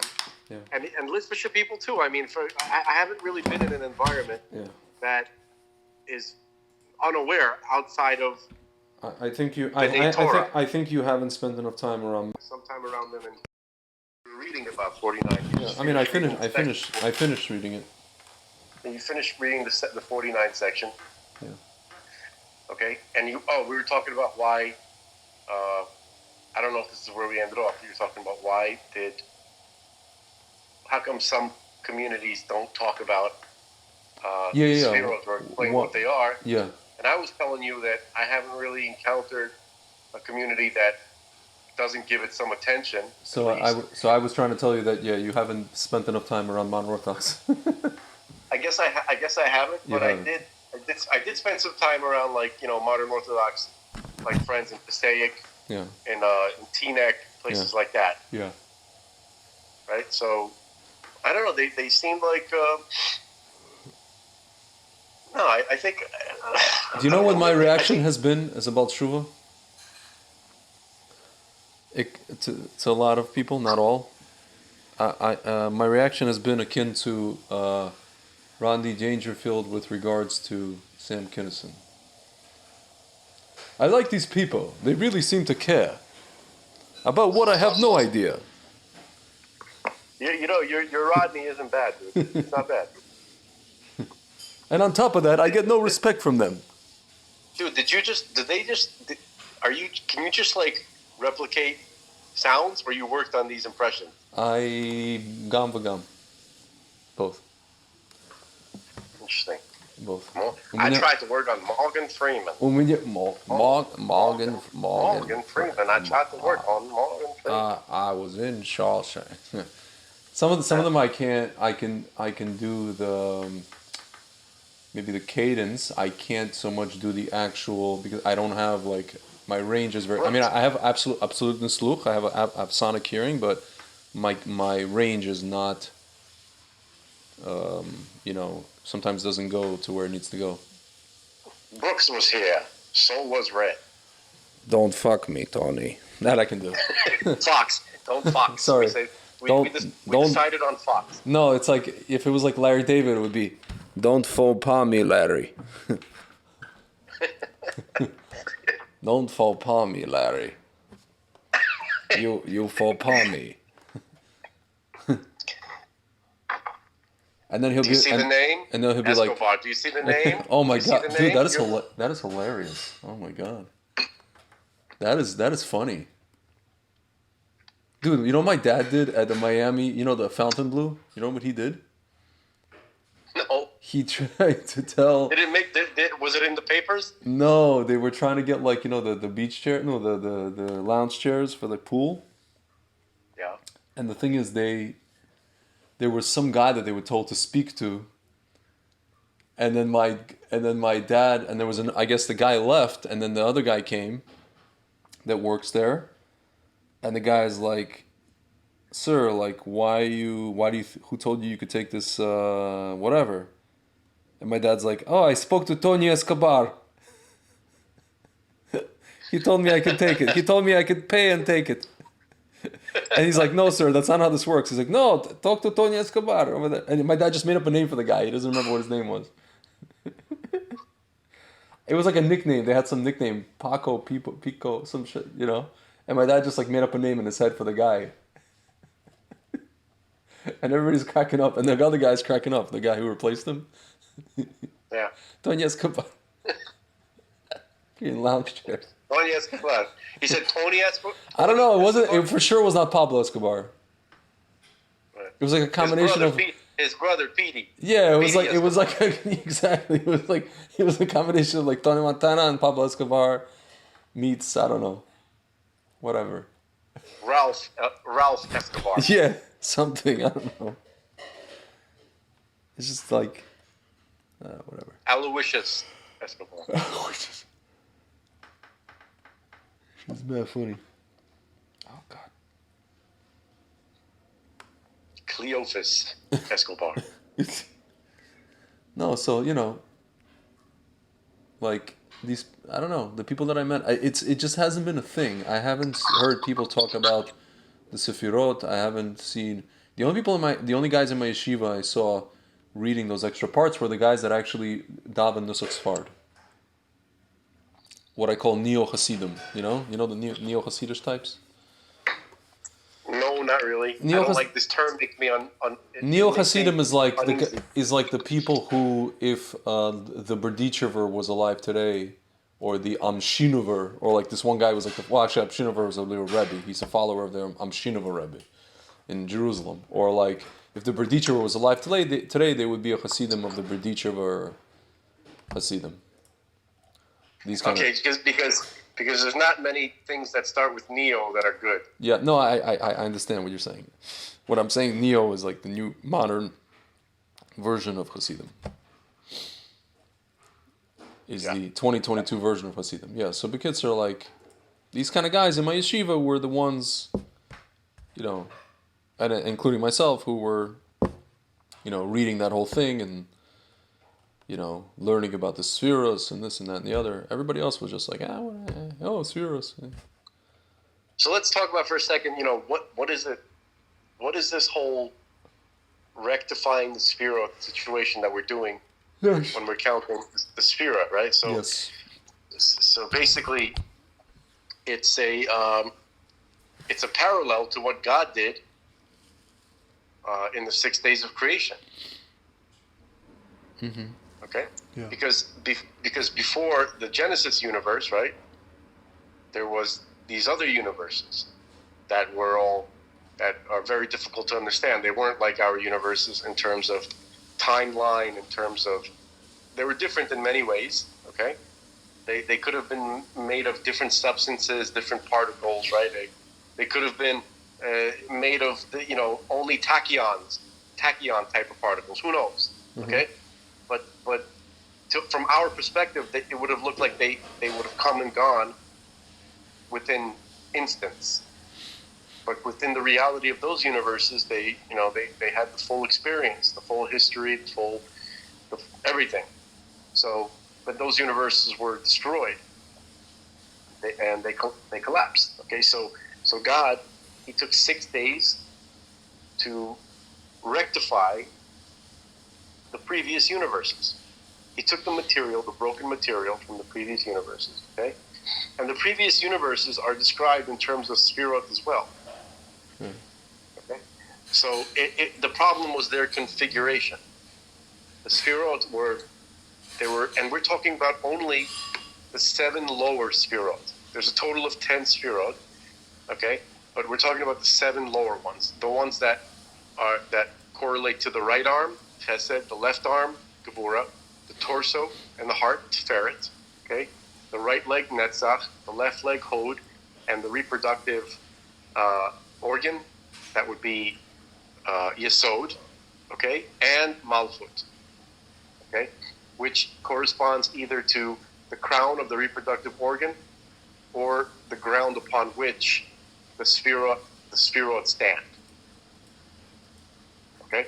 So there's a few different connections, correspondences to Malchut. Okay? So basically, those were the ones that needed to be rectified. So God, He did. Each day of creation, as we're reading about it in Genesis, is a rectification of one of those Sphirot. So the first day, right? The first day of creation, God rectified Chesed. Okay, the second day He rectified Gevura. Okay, the third day He rectified Tiferet. The fourth day He rectified Netzach. The fifth day He rectified Hod. The sixth day He rectified Yesod. And then Malchut, if all the other ones are rectified, Malchut is automatically rectified because it has nothing of its own. It reflects everything that came before it, everything that goes into it. So that's why Malchut corresponds to the Sabbath. Okay? So again, what happened was when Adam destroyed the rectified universe that God had spent 6 days creating, So then the job became to rectify the destroyed universe that Adam created by his choice with the tree thing, right? The whole tree situation. Mm-hmm. So Egypt was all about finishing up the rectification process. There was a potential for them to be able to finish the whole thing right then and there. Mm-hmm. So when they were counting this, when they left Egypt, okay, and they started counting the Sefirot, every time they moved further away from Egypt, they were rectifying a Sefira. So instead of 7 days to rectify, it took them 7 weeks. And when they got to the final day of counting the Sefirot, the final day, the day after that is Shavuot. It's the day when they received the Torah. The day when they received the Torah was supposed to be the day they re-entered Gan Eden. Mm-hmm. You see the parallel? Yeah. So it was like a re-rectification of the entire universe that was occurring during that time, from the second day of Passover till Shavuot, the festival where the Jewish people received where the Torah came into the world. Yeah. In its complete format. Yeah. Yeah. So that's one thing. What else we got to talk about? I think we just solved that whole thing. Yeah. Just completely. We crushed it. Oh, just interesting. It's interesting that what I find, or another example that I noticed. You know the whole thing of, it's in every Siddur. Altira. How come the Lubavitchers are the only ones that do it? Why?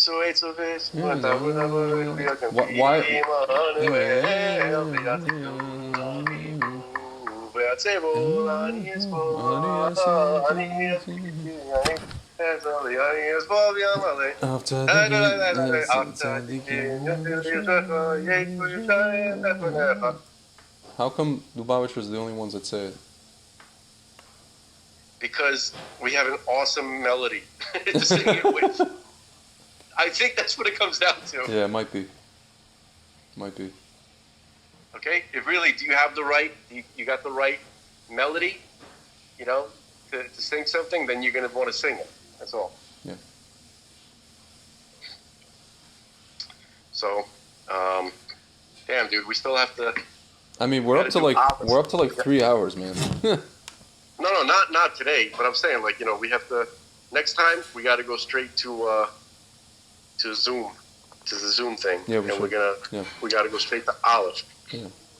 Oh, by the way, can I end this on a very dark note, please? Okay, you could do that. Can I spoil everybody's mood? No, you don't have to. You can, but okay. I don't have to. I'll be the judge of whether or not that's the case. It's almost guaranteed. Okay. Homeland Security. National Terrorism Advisory System Bulletin. Oh, that's fun. Date issued February 7th, 2022 at 2 p.m. Eastern Time. Mm-hmm. Okay? Summary of terrorism threat to the U.S. homeland. Oh, yeah. Saying misinformation. Right? That is correct. Let me just read that. Let me put it in and it expires in July. The heck's that all about? But read the whole thing. Yeah. Well, I can tell you what that's all about, but let's read it first. By the way, can I just quickly tell you... Okay, after you tell me that, I'll read to you something else. Sorry, go on. Well, I only have 15 minutes left. Oh. But the United States, because I learned with the rabbi on Tuesday. Fine. So the United States remains in a heightened threat environment fueled by several factors, including an online environment filled with false or misleading narratives and conspiracy theories, and other forms of dis, and malinformation, MDM. Mm-hmm. Full of MDM. Yeah. Okay. Introduced and or amplified by foreign and domestic threat actors. Yeah. These threat actors seek to exacerbate societal friction, to sow discord, and to undermine public trust in government, institutions, to encourage unrest, which could potentially inspire acts of violence. Yeah. Okay? Mass casualty attacks and other acts of targeted violence conducted by lone offenders and small groups acting in furtherance of ideological beliefs and or personal grievances pose an ongoing threat to the nation. While the conditions underlying the heightened threat landscape have not significantly changed over the last year, the convergence of the following factors has increased the volatility, unpredictability, and complexity of the threat environment. One, the proliferation of false or misleading narratives which sow discord or undermine public trust in the U.S. government institutions. Yeah, it's the, right, okay. Continued calls for violence directed at U.S. critical infrastructure, soft targets, mass gatherings, faith-based institutions such as churches, synagogues, and mosques, institutions of higher education, racial and religious minorities, government facilities, and personnel, including law enforcement and the military, the media, and perceived ideological opponents. And three, calls by foreign terrorist organizations for attacks on the United States based on recent events. Okay. So basically, what they're saying is that it's the quote-unquote false narrative, the quote-unquote conspiracy theories that are undermining everything. Okay? So basically, anybody who says anything different than what they say is a fact. They determine what's factual and what isn't. Yes. And anybody who says anything different than that is a terrorist. Correct. Welcome to the Soviet Union. That's blatantly what they're saying. Correct. Okay? So if I had the chance for the whole country to hear this, I would say ignore these clowns and intensify what you're saying. Yeah. The proper reaction to this is to intensify free speech, intensify your thoughts. Never do anything violent because they're trying to collate. Is that right? They're trying to they correlate. They want to say that the people who correlate. They're trying right. They're what did I say? Collate? Collate, which is a combination of coalesce and correlate, which would be a new word that doesn't exist yet. Okay, so coalesce. They're trying to coalesce. Yeah. They're trying to smush everything together, okay? Yeah. All right? They're trying to smush people who talk about obvious things that they're doing and the obvious lies that they're telling and the obvious death that's occurring because of it, okay? With people who are trying to plan violent attacks. So these are demon beast animals, okay? If you want to know the demons, it's not that crazy mentally ill Mexican lady that the border patrol caught. Yeah, she's just growling. Just somebody gave her drugs. Yeah. Right. Or something. The demon beast is the beast that wrote this. Of course. Okay? This is deep demonic beastiness. Yep. Okay? Yeah. All right? This is it. If you want to know what the Sitra Achra sounds like, what it says, what it looks like the National Terrorism Advisory System Bulletin. Can I read to you, though, a silver lining of this whole thing? And it shows us that these people are, in fact, dying. That's why they're doing now dumb things. Meta, Meta, the company that owns Facebook and Instagram and WhatsApp, the thing that we're talking on right now, says it is considering shutting down Facebook and Instagram in Europe if it can't keep transferring user data back to the US. So they want to be allowed to transfer European people's user data back to the American whatever servers, I guess. How can we make that happen here? How can we get them to stop to retract their services here? I don't know, but dude, these people are like I said, they're like Hitler in Downfall. Remember the movie Downfall? One of those clips that you see. Yeah. Take it. Somebody told them everything's collapsing and they're just going to double down. Exactly. And what I'm waiting for is for the Ava Braun cyanide moment. When one of them takes the cyanide, proverbial, or maybe the real. Which one of them is going to be the Ava Braun? Meta platforms. Meta is absolutely not threatening to leave Europe. Oh, okay. Meta has just said, okay, now they're saying no. I actually have to go. What's that? Remember in Al Pacino and I think Godfather 3? I try to get out, but they keep pulling me back in. Remember that line? Yes. One of the guys Just from when The I thought I Sopranos was out, they pulled me back in. Wait, say it again. Say it again. Just when I thought I can't do it the way he did it because it was already later in his career, and it's just when I thought I was out, they pulled me back in. Something like that, right? No. Here. So that's how I feel right now. Here. Hold on. I'll put it. Hold on. Oh my God, this ads. Hold on, just give me a second. 6, 5, 4, 3. Come on. They have to give you an ad.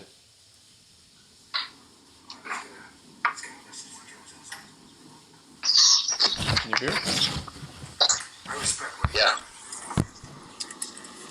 The new overthrows the old. It's natural.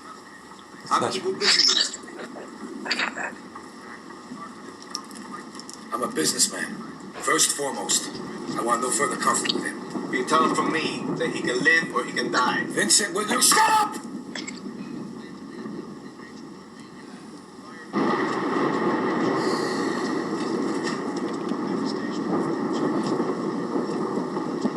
Oh look, it's Adrian.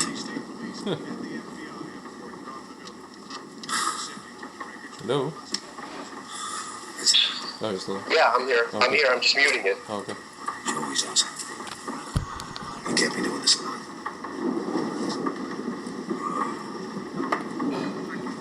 Just when I thought I was out, they pulled me back in. They pulled me back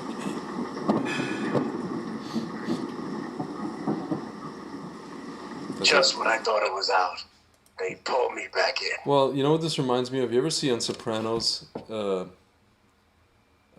what's his name? Not Big Pussy, the other one. Bobby Bacala is taking care of Tony's uncle, Junior. Yeah. And then Bacala at one point goes to him, Junior, I think you should retire. And then Junior's like, retire? What is this, the Navy? Hold on, I gotta find it. This was actually, I think somebody. You know what's weird? Like, Junior in that whole series, like such a little he seems like a little wuss, always hiding. Kind of like. Junior, the old man.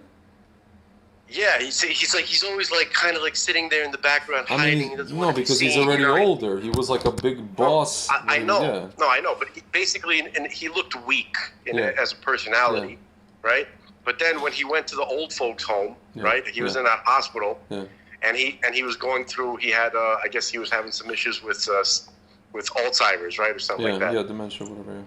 Right, dementia. So he kind of regressed back to a younger when he was he became the gangster of that whole place. He took over. He took over the thing. That's funny. You can see how violent, what a violent sociopath he really is. Yeah, he went back to his sociopath days. Retire. What is this, the Navy? All right, I gotta deal with these people and their medical issues and their demands. Oh my God! Why can't everybody? Help me! Oh, I'm not feeling well.